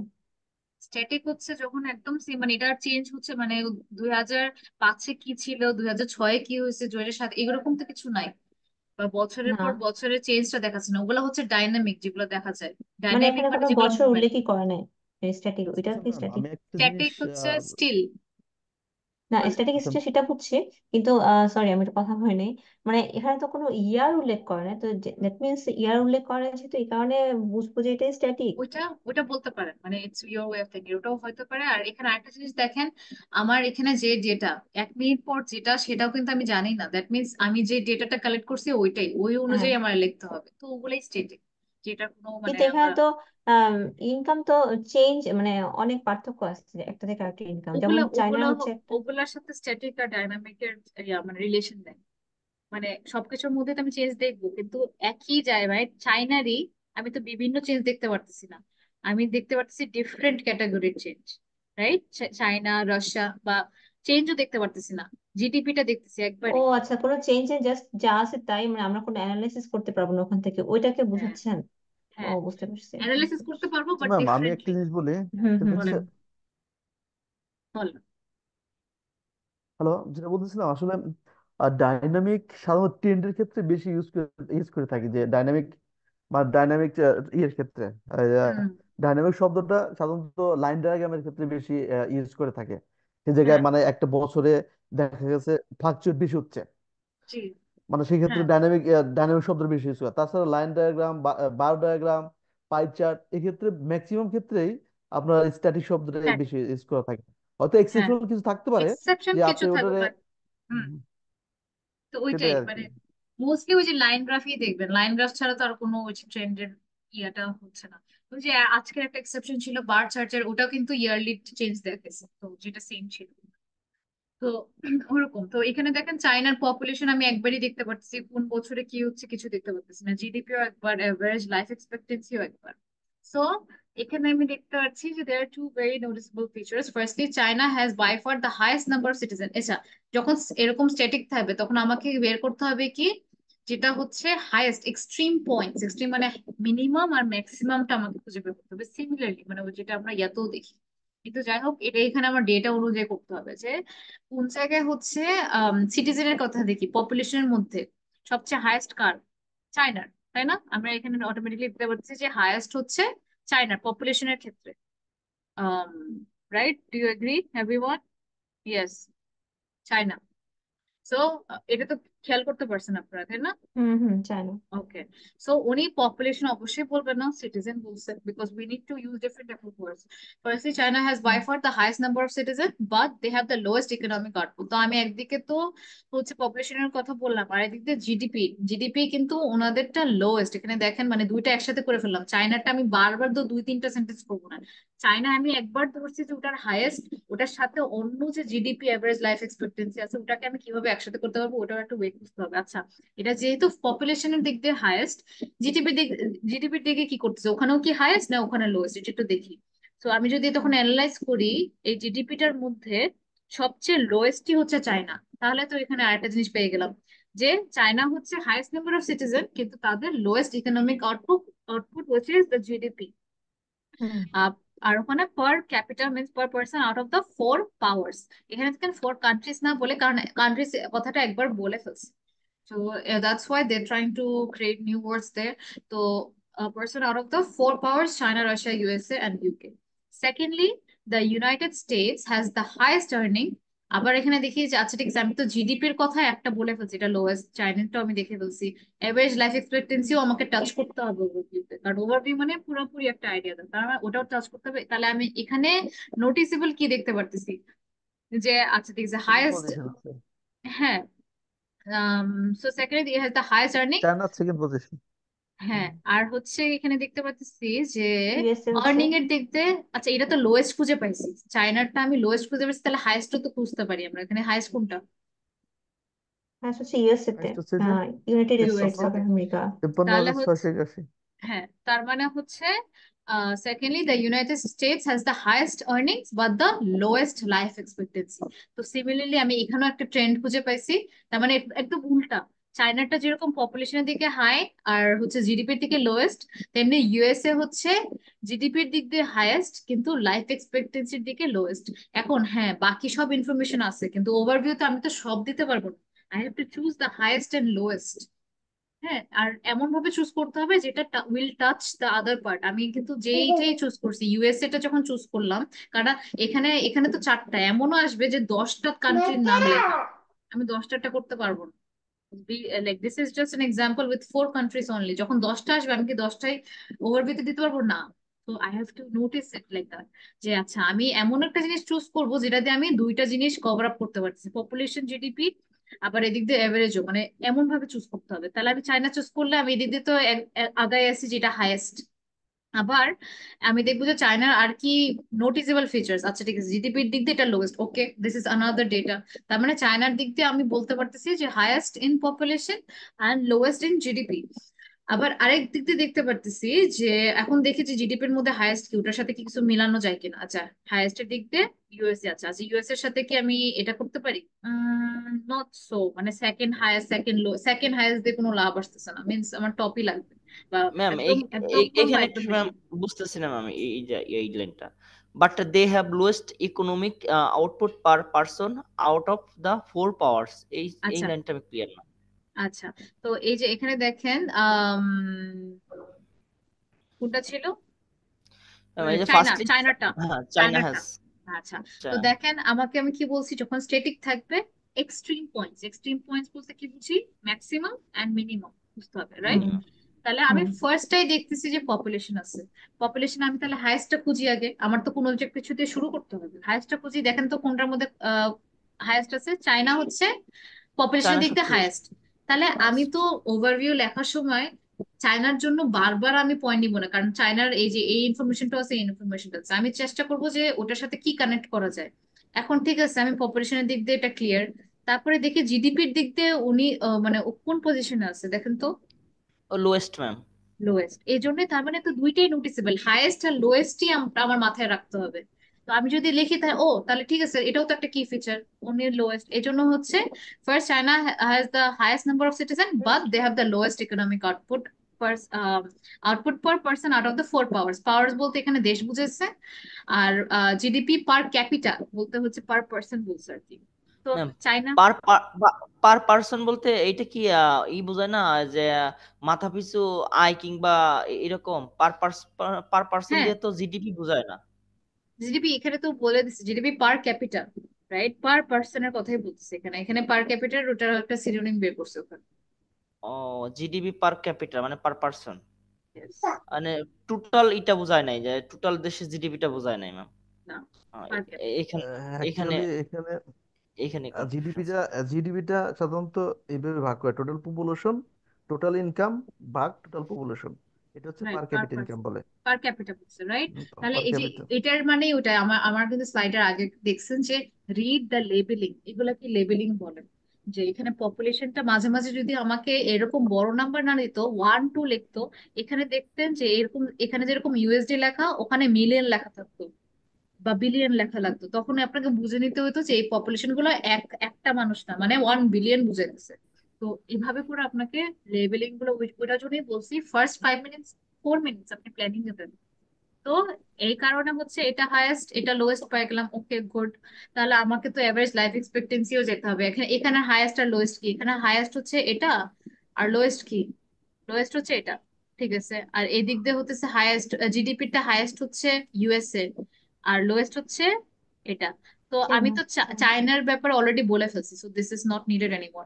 এখানে একটা কমন এসে গেছে যে এইটা এই পয়েন্ট আর এই পয়েন্ট মিলে গেছে, তার মানে আমি এই দুটাকে কম্বাইন করতে পারি যে জিডিপির দিক দিয়ে এটা হাইয়েস্ট কিন্তু এভারেজ লাইফ এক্সপেক্টেন্সি থেকে লোয়েস্ট। বাকি ইনফরমেশন গুলোও লাগবে কিন্তু ওটা বডি প্যারাগ্রাফে আপনি টুকটাক ঢুকাই দিবেন, এরকম আচ্ছা ওভারভিউতে আমি বলি। মিস, ক্যাপিটা মানে হচ্ছে মানুষ, মানে person, per capita. Capita, yes oh yes. আচ্ছা। আর এভারেজ লাইফ এক্সপেক্টেন্সি এক্সপেক্টেন্সি, এটা লাইফ এটা এক্সপেক্টেন্সি এটা এবং মানে কি? আপনার আয়ুষ্কাল। জীবনের আয়ু। হ্যাঁ, আয়ুষ্কাল, ও আয়ু। আচ্ছা, ম্যাম আয়ুষ্কাল কম, আচ্ছা তাই। হুম, ম্যাম জি এখানে বলুন। যদি ইউকেটার দিকে দেখি, সেখানে কিন্তু পপুলেশন সবচেয়ে কম ছিল কিন্তু লাইফ এক্সপেক্টেন্সি কিন্তু আবার সবচেয়ে বেশি ছিল 81। এটাও কিন্তু একটা ইম্পর্টেন্ট, যদি এইটাও করতে মানে পারেন। অন্যটা না, হ্যাঁ হ্যাঁ হ্যাঁ মানে হ্যাঁ, আমি যদি চিন্তা করি যে দুইটা ফিচার নেব, সেখানে আমি একটা বাদ দিয়ে এটাকেও নিতে পারতাম। মানে হ্যাঁ। আবার যদি চিন্তা করতাম, মানে হ্যালো। জিডিপি হচ্ছে সেকেন্ড হাইয়েস্ট, কারণ তো ফার্স্ট হাইয়েস্ট হচ্ছে USA, second second highest, highest হচ্ছে সেকেন্ড লোয়েস্ট ইউকে। আমরা যাবোই না, না কারণ ম্যাম, হচ্ছে এখানে এখানে অনেক ইনফরমেশন। জিডিপি না, এটা হচ্ছে এভারেজ লাইফ এক্সপেক্টেন্সি যে ছিল, এটা ছিল হাইয়েস্ট, আর হাইয়েস্ট। এটা পপুলেশনের হাইয়েস্ট, দিক থেকে ছিল লোয়েস্ট। হ্যাঁ, হ্যাঁ, ওটাও করতে লোয়েস্ট। পারবেন, you can choose that too. মানে এরকম বাধ্যকতা নেই যে আমাকে এগুলোই করতে হবে। যদি অন্য কোনো ট্রেন আপনার মানে অন্য কোনো ওরকম নাম্বার এসে পড়ে, ওটাও ইউজ করতে পারেন, যেটা উনি করলেন। ইউকেটা আপনি যে লোয়েস্ট বলতেছেন, আবার ওটার দিক দিয়ে হচ্ছে এভারেজের দিকে হাইস্ট, ওটাও নিতে পারেন। No problem. তো এখানে এক একটা জিনিস এক এক রকম ভাবে লিখতে পারে, যে যেরকম করে হ্যাঁ, লিখতে পারে। এরকম তার তাহলে মানে মিনস যেভাবে যেভাবে হোক না কেন দুইটা সেন্টেন্স মেক করতে হবে, ফার্স্টলি সেকেন্ডলি টু মানে টু থ্রি, মেনশন তবে করে হ্যাঁ, এইভাবে টু করতে টু হবে থ্রি। এরকম না, কয়েকটা কয়েকটা স্টাইল আছে। দেখেন এক একটাতে আমি এক এক স্টাইল ইউজ করছি, যে স্টাইলটা আপনার ভালো লাগে ওটা ইউজ করেন। মানে মোদ্দা কথা হচ্ছে দুইটা সেন্টেন্স মেক করতে হবে আর টু কি, টু মানে টু দুইটা থ্রি পার্সপেক্টিভ দেখাইতে হবে। 2 to 3, ও আচ্ছা। 2 to 3, ঠিক আছে। তো তিনটা কি ফিচার জন্য আমার মাথায় থাকে, তো এভাবে করে টেবিল কিন্তু খুবই সোজা। আবার কিছু টাইমে দেখবেন অনেকগুলো ডেটা থাকলে তখন একটু ওভারওয়েলমিং লাগবে, কিন্তু আপনাকে তিনটা বা তিনটা ফ্যানটা ইম্পর্টেন্ট যাচ্ছে না জিনিস শ্রাবণ, করতে হবে। গরম না কমছে? ওকে, সো ওকে, আচ্ছা, তো ইয়াতে যেতে পারলাম না। ওকে, এনিওয়েজ, তো আরেকটা হচ্ছে এখানে দেখি the chart and the table, এগুলো হচ্ছে combined. The chart and table below show the average number of children born to one woman and the average age of women when they had the first child in two countries between 1920 and 2019. তো প্রথমটা কি? প্রথমটা হচ্ছে line diagram. একটা মহিলার কাছে হচ্ছে, হ্যাঁ, একটা হচ্ছে লাইন আর একটা হচ্ছে টেবিল। তো একটা হচ্ছে একটা পার মহিলা হচ্ছে কত বেবি হচ্ছে দিচ্ছে, আর একদিক দিয়ে হচ্ছে average age of women when they had the first child, মানে যখন মহিলাটা হচ্ছে তার ফার্স্ট বেবি পায় তখন তার এজ কত ছিল, ইউকে আর কাজাকস্তানে। আচ্ছা, তো দুইটা কম্বাইন্ড দেখো। কম্বাইনের সময় কিন্তু একটা জিনিস, এই বডি প্যারাগ্রাফ গুলো ইজি, কারণ তখন আপনি ইজিলি হচ্ছে বডি প্যারাগ্রাফ গুলা লজিক্যালি করতে পারবেন। বুঝছো, ওটা পরে যাই। আচ্ছা, দেন we know that the second part of this paragraph is an overview, right? One or two sentences summarizing what you've learned. Okay, anyways, overtime, এখানে ওভারটাইম দিয়েছে, তার ওভারঅল দিয়ে করতে পারেন আপনি। একবার যে এটাতে ইউজ টু হয়ে যাবেন ওটাই, এখানে ওভারটাইম না দিয়ে ওভারঅলই দিতে পারেন, ওভারঅল। তারপরে হচ্ছে কি বলে, কমা, a general trend of deferring childbearing to a later age and having fewer children overall can be observed in both countries. Um, although women in Kazakhstan had their first child earlier and had more children than their UK counterparts. আচ্ছা, দুইটাই কিন্তু দেখেন UK কাজাখস্তানের কথা বলতেছে, right? That means both of it is related. একটা হচ্ছে average number of children born to one women, যে একজন মহিলার কাছে মানে কতগুলো বাচ্চা হচ্ছে আর কি বেসিকলি। আরেকটা আবার কি বলছে যে মানে প্রথম যখন বাচ্চা হচ্ছে তখন তার এজটা কি। So over time a general trend of differing child bearing to a later age, তার মানে ডিফারিং বলতে কি বুঝে বলেন তো?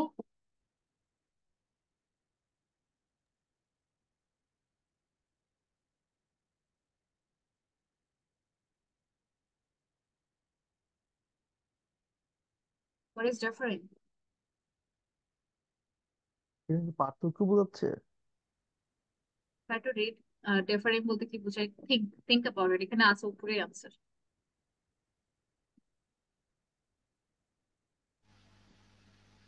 ম্যাম চার্টটা কি জুম ইন করা যায় একটু? বোঝা যাচ্ছে না। Average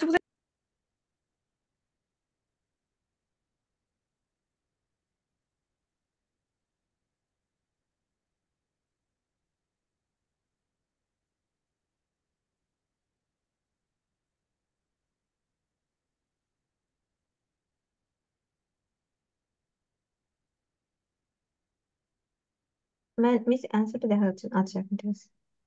Okay. So over time, a general trend of differing childbearing, differing মানে চাইল্ড একটা বেয়ারিং, মানে দেশের এখানে আমরা খুঁজতেছি মানে ডিফারিং বলতে মেইনলি যেটা বোঝায় কোনো কিছুকে মানে একটু হোল্ডে রাখা, একটু পোস্টপোন করা আর কি। হ্যাঁ, যে এখানে হতেছে কারণ আমরা কি বুঝতেছি যে আহ, যখন তাদের প্রথম বাচ্চাটাকে পায় তখন তাদের বয়সটা কত হয়। যে আমরা দেখতে পারতেছি যত টাইম যাচ্ছে তত কি হচ্ছে, তত পরে হচ্ছে বাচ্চা নিচ্ছে, তাই না? ইউকে তে কি হচ্ছে, 1920 সালে 26.5 ছিল বয়স, তারপর আবার কি হলো 27.8, তারপর আরেকটু হচ্ছে মানে অ্যারাউন্ড দ্য সেম, মানে ওই চেঞ্জটা দেখা যাচ্ছে। অ্যাটলিস্ট ওভাবে মানে ডিটেলে তো যাবো না, ওভারঅল আমাকে ওভারঅল দেখতে হবে যে ইনক্রিজ 26.5 আর 28.9, ওভারঅল আমি তো সব যাচ্ছি না। 26.5 ছিল 1920-তে, আর 28.9 ছিল 2019-এ, তাহলে মানে এজটা বাড়ছে না, যে যখন হচ্ছে তারা ফার্স্ট চাইল্ডটা নেয়। এই ট্রেন্ডটা কি বুঝতে পারছে যে when they get their first child the age was more, মানে উইথ টাইম ওটা ইনক্রিজ হচ্ছে। তো এটা হচ্ছে main. So a general term trend of differing child bearing, deferring এর মেইন অর্থ ধরতে পারেন পোস্টপোন, পোস্টপোন চাইল্ড বেয়ারিং, মানে বাচ্চা নেওয়া। হ্যাভিং দেয়ার ফার্স্ট চাইল্ডের সিনোনিম হচ্ছে child bearing to a later age and having fewer children overall can be observed in both countries. তাহলে দুইটা দেশে কি আমি বলতে পারি যে হচ্ছে মানে এভারেজ এজটা হচ্ছে বাড়ছে যখন তারা শুরু করে, মানে সময়ের সাথে ফার্স্ট সাথে বাচ্চা পায়? বাড়ছে। ইয়েস মিস, হ্যাঁ বাড়ছে। বাড়ছে, তাহলে দুইটারই সেম। তাহলে আরেকটা কথা আমি বলছিলাম যে যখন সিমিলারিটি দেখবেন ওগুলোও করবে, একটা তো ডিফারেন্স, একটা সিমিলারিটিও লক্ষ্য করতে হবে। আমি দেখতে পাচ্ছি যে ইউকে যেরকম বাড়ছে আর কাজাকস্তান মাঝখানে যেটা হয়েছে ওটা আমি বডি প্যারাগ্রাফে ডিল করবো, কিন্তু এখন আমার জাস্ট ফার্স্ট অ্যান্ড লাস্ট। তো কাজাকস্তানে কি ছিল 23.5, ইন দ্য এন্ড অফ 2019 আমি দেখতে পাচ্ছি 27.6। সো এটা দেখলাম যে overall can be observed in both countries, although women in Kazakhstan had their first child earlier and had more children than their UK counterparts. তো এখানে তাহলে আমরা কি লক্ষ্য করলাম?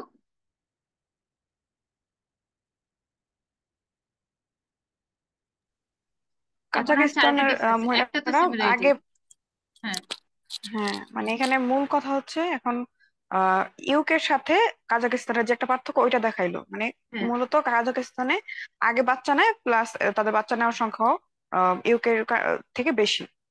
এক্স্যাক্টলি। তো কাজাখস্তানেরটা হচ্ছে তাহলে আমরা এখান থেকে বুঝে নিলাম যে ওমেন, কাজাখস্তান যারা তারা হচ্ছে বাচ্চাটা আগে নেয়, কারণ দেখেন এই যে 27.6 2019-এ কিন্তু 27.6-এই হচ্ছে ওরা বাচ্চা নিচ্ছে। ইটস ইউকে এর আগে নিচ্ছে, ইউকে এর কখন নিচ্ছে 28.9। এই জিনিসটাই বলতে হবে যে had first child earlier and মূলত হ্যাড মোর প্রথমে একটা চিলড্রেন। সিমিলারিটিস দেখানো হয়েছে, পরে কাজাকিস্তানের সাথে একটা পার্থক্য দেখানো হয়েছে।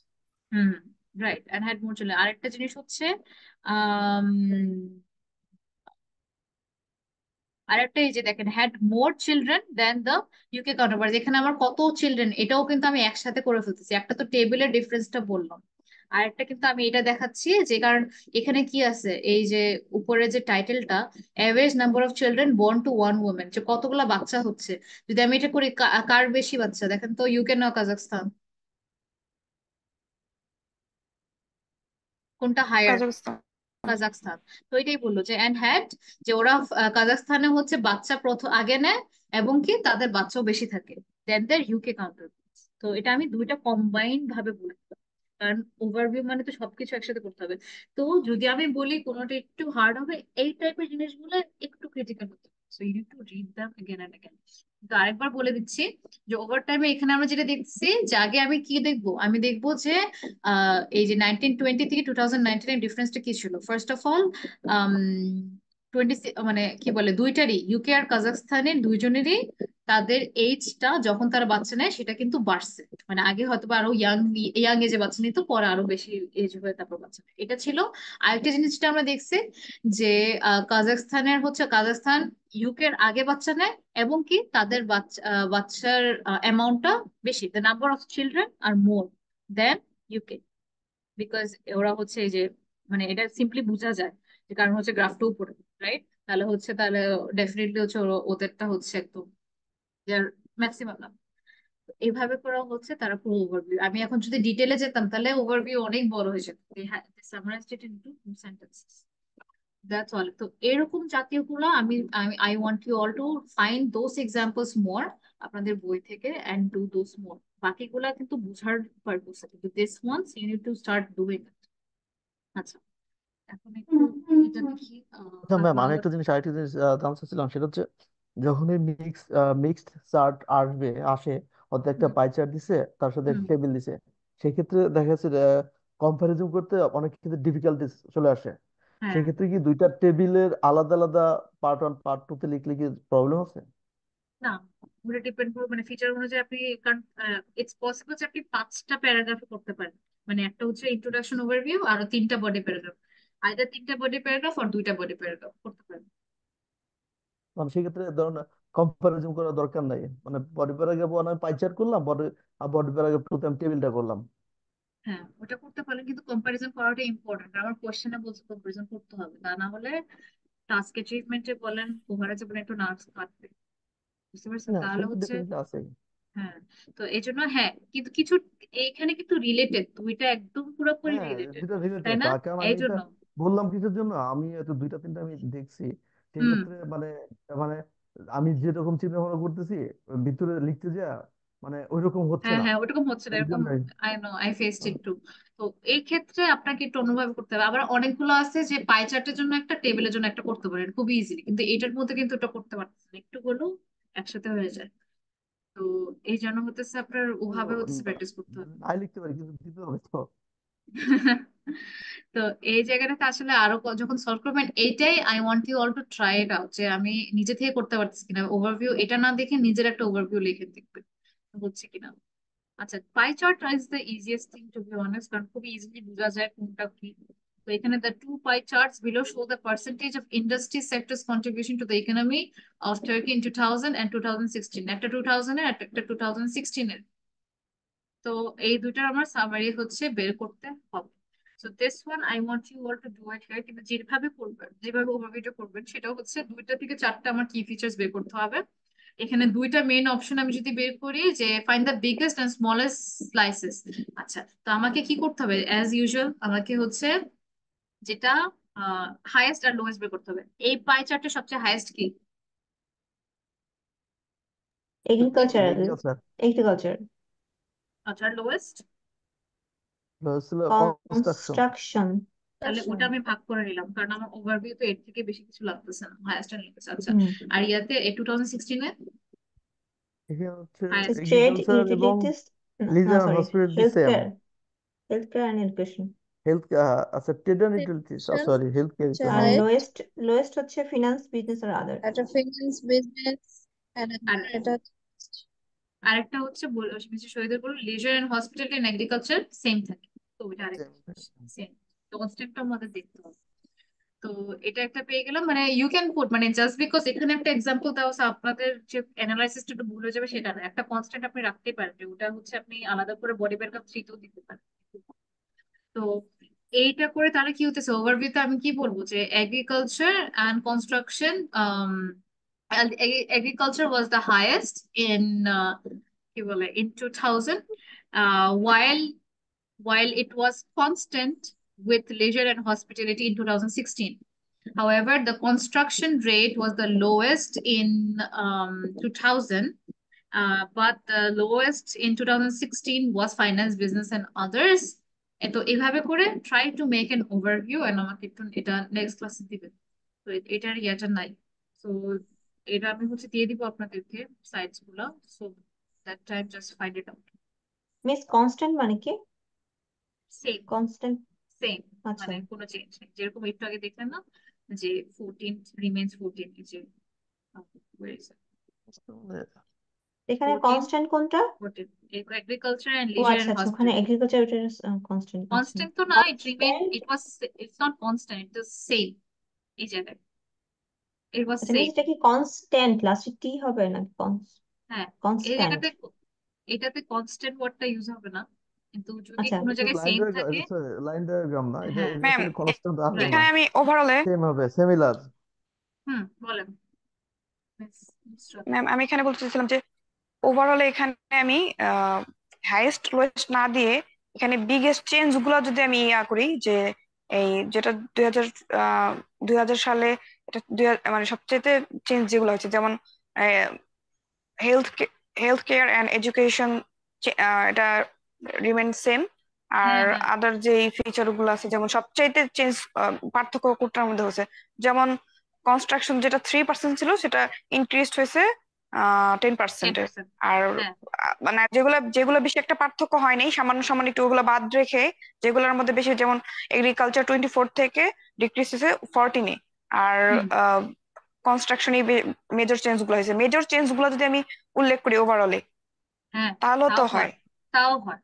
তাহলে ওটা আরো বেটার হয় তখন। তাহলে হচ্ছে বডি প্যারাগ্রাফে আপনার ইয়াটা আরো কমে গেল, খুবই ইজিলি আপনি তখন লজিক্যালি ইয়ে করতে পারলেন। তো উনি যেটা বললো সেটা হচ্ছে, আমরা তো বের করছি যে agriculture is the highest, right, is the highest in this, আর এটা হচ্ছে লোয়েস্ট। তো আমি যদি দেখি, মানে উনি জাস্ট দেখতেছে চাচ্ছি, ঠিক আছে এটা তো এখানে হাইয়েস্ট ছিল, এখানে কি ছিল 14, তার মানে একদম আমি যদি পাই চার্টটাকে লাইন গ্রাফে কনভার্ট করি তাহলে এটা একটু ডাউন। একটু চিন্তা করেন, লাইন গ্রাফ চিন্তা করে। তো এটা কিন্তু এগ্রিকালচার 2000 সালে যেটা ছিল 2006 কিন্তু একদম মেজর একটা চেঞ্জ, ড্রাস্টিকলি হচ্ছে ডিক্রিজ হচ্ছে। আবার কনস্ট্রাকশনে যদি দেখি, কনস্ট্রাকশন কিন্তু 3 থেকে 10-এ গেছে, তার মানে ওটা ইনক্রিজ হচ্ছে। তাহলে এটা কিন্তু আমি খুব ইজিলি বলতে পারতেছি যে agriculture and construction had a major change. তো এই জিনিসটা বলতে পারছে। তারপরে হচ্ছে আরেকটা কি ছিল miss Nusrat, what was the other thing you notice? আরেকটা ছিল এই যে হেলথ কেয়ার এডুকেশন হ্যাঁ, এটা remain the same. Remain stable, আবার ইয়া মানে রিমেইন আনচেঞ্জ ছিল। Remain same. হ্যাঁ এটা বলতে পারেন খুবই easy, এই যে health care education was not impacted and because it remained the same, right? Because the contribution of it to the economy was same. তো এই যে তিনটা কি পয়েন্ট তো হয়ে গেল। তো এভাবে করে আর বাকিগুলো হচ্ছে বডি প্যারাগ্রাফে একটু একটু একটু করে দিতে হবে। That would be enough. Okay. তো হ্যাঁ ওভাবে করেও it's another way of logically arranging it. তো এই জিনিসটা একটু করে ফেলবেন। আচ্ছা এটা আমি রিমুভ করে দিই। So this is another one. এটার মধ্যে তিনটা, তো you need to be very careful about how you do it. তিনটা মানে যে আপনার তিনটা বডি প্যারাগ্রাফ থাকবে এমনও না, এটা কিন্তু অন্য কিছু মিন করতেছে। একটাতে সোডিয়ামের ডেটা, একটাতে স্যাচুরেটেড ফ্যাট, আর একটা হচ্ছে অ্যাডেড সুগার। তো তার মানে ব্রেকফাস্টে একটা মানুষ কতটুকু সোডিয়াম নিচ্ছে, 13%। লাঞ্চে এতটুকু নিচ্ছে, ব্রেকফাস্টে কতটুকু স্যাচুরেটেড ফ্যাট, তার মানে এটা কিন্তু আমি খুব ইজিলি ওটাকে ইয়া করতে পারি, কম্বাইন করতে পারি। কিভাবে? যদি ইফ ইউ নোটিস, জানেন তো কি নোটিস করতে পারেন আপনারা?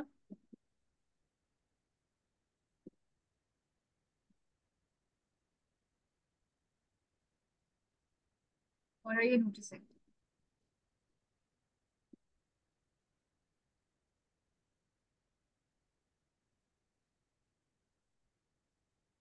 যেটা এক্সট্রিম সেটা হচ্ছে অ্যাডেড সুগার, সেটা হচ্ছে স্ন্যাকিং টাইমে 45%। আরেকটা? আর আদার্স যে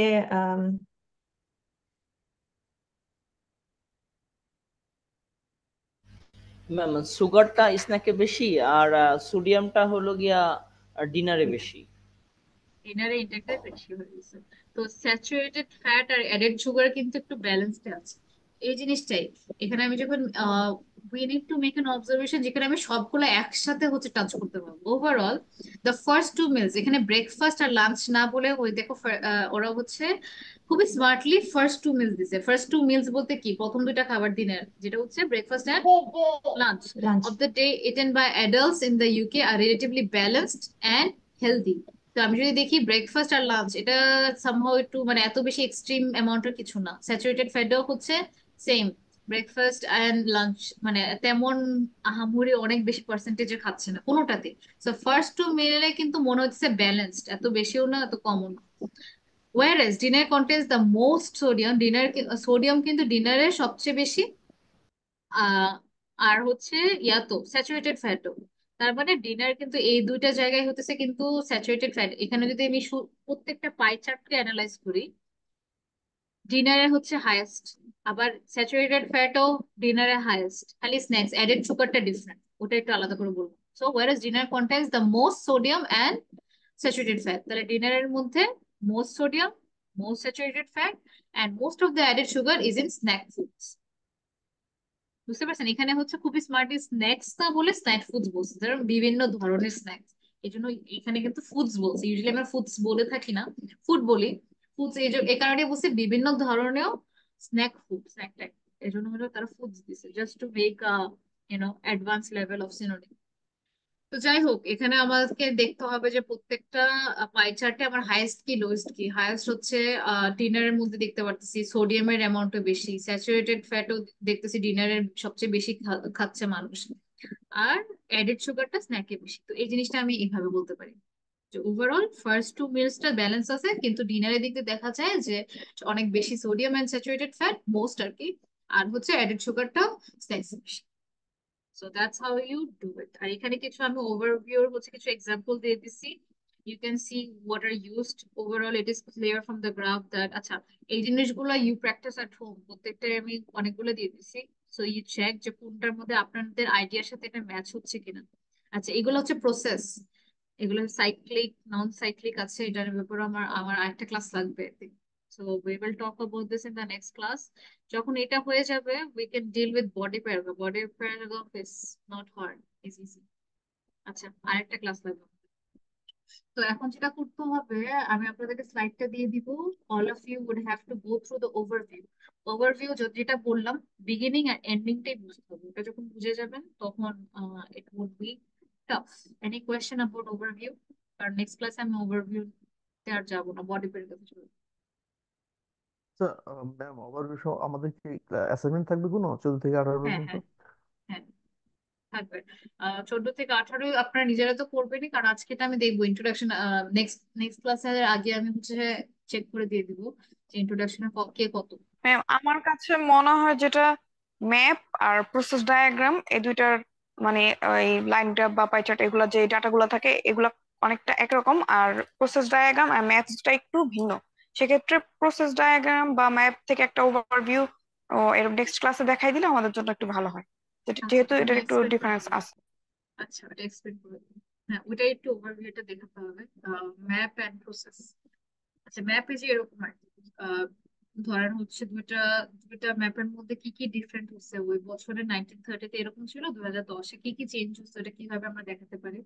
আবার এই যে এরকম প্রসেস গুলো, ও আচ্ছা, প্রসেস কিন্তু খুব ইজি, আমি এখনই দেখাতে। ইটস লাইক কয়টা স্টেপ আপনাকে বের করতে হবে স্টেজ, ওভারঅল। স্টেজ গুলো স্টেপ দেখতে গুলা, হবে। হ্যাঁ স্টেজ গুলা এতটুকু। Overall, it is clear that bees must go through a cyclical progression of 6 stages.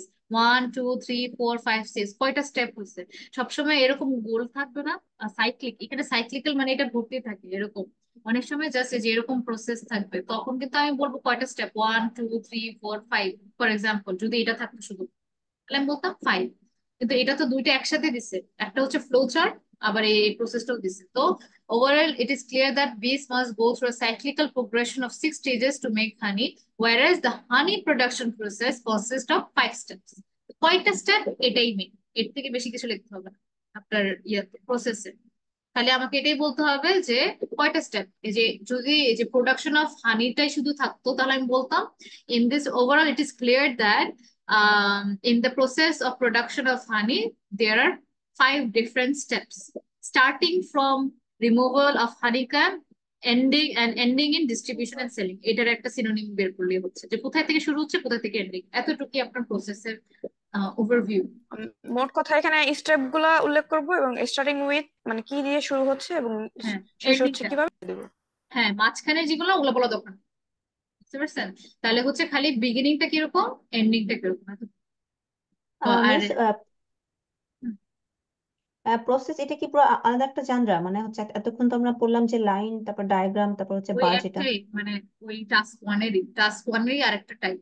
আর একটা টাইপ আর কি। তো এটাকে কি আমরা ইনফোগ্রাফিক্স, ইনফোগ্রাফ বলতে পারি প্রসেস না, ওভারভিউতে? এগুলাকে এত ওয়ার্ড করতে চায় না, এটা just make it keep it as process or diagram বলতে পারেন। ডায়াগ্রাম, বাট প্রসেস বলা ইজ প্রসেস ডায়াগ্রাম নাকি মাচ। প্রসেস? প্রসেস। প্রসেসই বলে। আচ্ছা, ওকে। তো যেটা বললাম মানে বুঝতে পারছেন? এই ক্ষেত্রে হ্যাঁ, বলেন।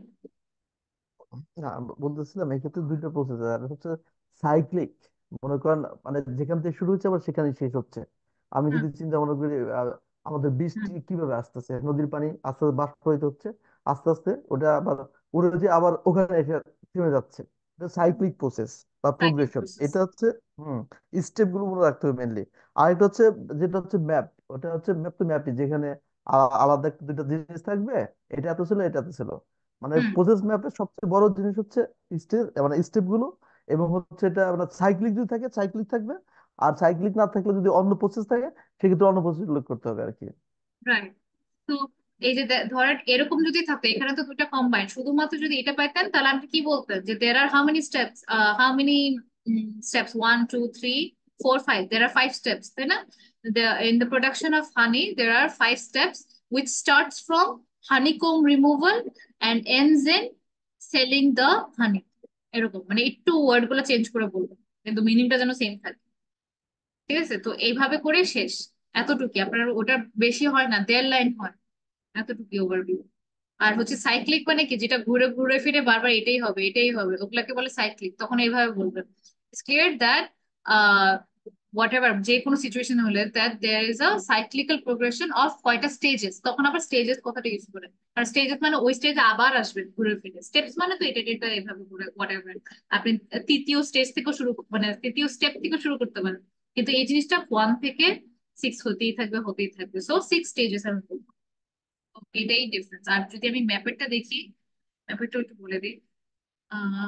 ম্যাপেরটা আচ্ছা, overall what stands out from the map is that whereas Stockford used to be quite agricultural town, agricultural town কেন বললো, কারণ আগে অনেক আশেপাশে আমি ফার্মল্যান্ড দেখতে পারতেছি, ফার্মল্যান্ড দেখতে পারতেছি, গার্ডেন দেখতে পারতেছি, কাউ দেখতে পারতেছি। তো এই জন্য তাকে এক্সপ্লেন করলো যে এটা আগে একটা এগ্রিকালচারাল টাউন ছিল, কিন্তু আম, একটা সিগনিফিকেন্ট ট্রান্সফরমেশন আসছে, মানে একদম পুরো চেঞ্জ, মানে যেটা একদম মানে চোখে পড়ার মতন ডিফারেন্স। এখানে কোনো কাউ নাই, কোনো কিছু নাই, ওরকম গ্রাম্য একটা দৃশ্য নাই। ওই জায়গায় দেখতেছি বাড়ি হয়ে গেছে, এখানে হাউস, এখানে দেখেন একটা কি আছে, কিটাতে দেওয়া হাউস।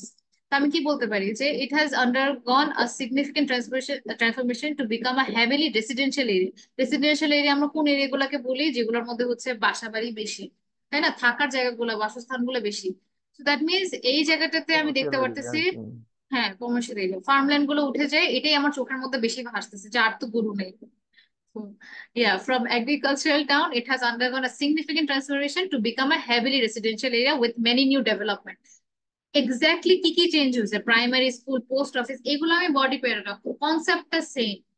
খালি আমার ওই ওভারঅল খুঁজতে হবে। ওভারঅল তার মানে আমি সবচেয়ে বড় ডিফারেন্স যদি বলি, যে এটা আগে হচ্ছে একটু এগ্রিকালচারাল ছিল, এখন আমি দেখতে পারতেছি যে এখন ওগুলো উঠে গেছে। দ্যাট মিনস কিছু ট্রান্সফরমেশন হয়েছে, নিউ ডেভেলপমেন্ট হয়েছে। হ্যাঁ, আর বাকি পরে আস্তে আস্তে আমি হচ্ছে ওগুলা বডি প্যারাগ্রাফে হচ্ছে ওটাকে ইন ডিটেল বলবো। এতটুকু ম্যাপ, যে সবচেয়ে বড় মোট ডিফারেন্স কথা দেখতেছি। মেজর চেঞ্জ গুলাই এখানে উল্লেখ করতে হবে, বাকিটা বডি প্যারাগ্রাফ। এতটুকু, there is nothing bigger than that। তো হ্যাঁ, আবার ম্যাপের আবার ইয়াতে বডি প্যারাগ্রাফে কাজটা বেশি হয়। যেরকম আমরা লাইন গ্রাফে যখন ওভারভিউটা করে ফেলি, অটোমেটিকলি তো মাইন্ডে এসে যায়, কিন্তু ওই যে এই জায়গাগুলোতে যেরকম ম্যাপ আর আপনার প্রসেস, এই দুইটা জায়গায় হচ্ছে আপনাকে একটু ডিটেইলে তখন যেতে একটু টাইম তো লাগবে। So that's all guys, I am late for my next আচ্ছা, ক্লাস। তো এতটুকুই। এন্ড যে হোমওয়ার্কটা থাকবে, আমি ইন্ট্রোডাকশন গুলো কিন্তু দেখবো, যারা যারা আমাকে, আমি বারবার মানে বাচ্চাদের মতন বলতে পারবো না, কিন্তু I hope you will do your work, miss introduction গুলো কোথায় একটু। দিব? এটা কোথায় দিব? Classroom, classroom. ক্লাসরুম কোথায়? এটা মানে এটা লিঙ্কটা কি আগের? আচ্ছা দিয়ে ওটা তো দিবো, অনেক, আমি আবার এখন আবার দিয়ে দিয়ে দিলে দিবো। ভালো হতো। হ্যাঁ, গ্রুপে। গ্রুপে ওখানে দিয়ে জাস্ট দিবো। পোস্ট করলে হবে? মানে জাস্ট লিখে দিতে হবে নাকি ছবি তুলে দিতে হবে? ওখানে আমি একটা লিখে। অ্যাসাইনমেন্ট ক্রিয়েট করছি, ওখানে জাস্ট সাবমিট করবেন। ও আচ্ছা আচ্ছা, ওকে ঠিক আছে। ওকে। সাবমিট করবেন অ্যান্ড হ্যাঁ, আবার হচ্ছে 14 to 18 যেগুলো ইন্ট্রোডাকশন করে ফেলছেন, এভাবে যেগুলো ইন্ট্রোডাকশন করছেন ওগুলো ওভারভিউ করেন। এন্ড প্লাস আমি স্লাইডে যেগুলো দিচ্ছি ওগুলা, ওগুলা একটু ভালো মতো নিজের ওয়ার্ডস এ করেন, ওখানে যে এক্স্যাক্টলি করতে হবে সেটাও না, নিজের ওয়ার্ডস এ করার ট্রাই করেন। আর এক্সট্রা কিছু আমি দেখি, আর যদি পাই তাহলে দিব। ওভারভিউটা হচ্ছে এত সেই মেইন, মানে বিগিনিং আর এন্ডিংটা আমার পৌঁছতে হবে, এতটুকু যদি আমি করতে পারি তাহলে আমার জন্য ওভারভিউ ইজ ডান। আপনার 50% কাজ শেষ। বডি প্যারাগ্রাফের আইডিয়াটাও আপনি তখন পেয়ে যাবেন যখন এটা চলে যাবে। তো আই থিঙ্ক আরেকটা ক্লাস আমার লাগছে, জেনারেলের টাস্ক 1 শেষ, একটা ক্লাসে শেষ হয়ে গেছে। সো নেক্সট ক্লাস হবে হচ্ছে আমাদের স্যাটারডেতে। তো স্যাটারডেতে আমরা একটা ক্লাস নিয়ে টাস্ক 1 খুবই কুইকলি শেষ করে ফেলবো। এন্ড দেন মানডেতে হচ্ছে জেনারেলের সাথে, আচ্ছা লেটস ডু ওয়ান থিং, স্যাটারডেতে ফর 30 মিনিটস আমরা জেনারেলকে রাখবো, জেনারেলকে আসতে বলবো, then we will do speaking part 2। Speaking part 2টা করবো, তারপরে 10টা থেকে 11টা আমরা হচ্ছে আমাদের বাকি যে বডি প্যারাগ্রাফ গুলো বাকি আছে সেটা করবো। I think that will be better, তাহলে ওদের মিস হবে। হ্যাঁ, তারপরে হচ্ছে মানডেতে আমরা টাস্ক 2 শুরু করবো ইনশাআল্লাহ। Okay, so okay miss. All the best, and I leave now, late হয়ে গেছে। Bye bye. Thank you miss, by.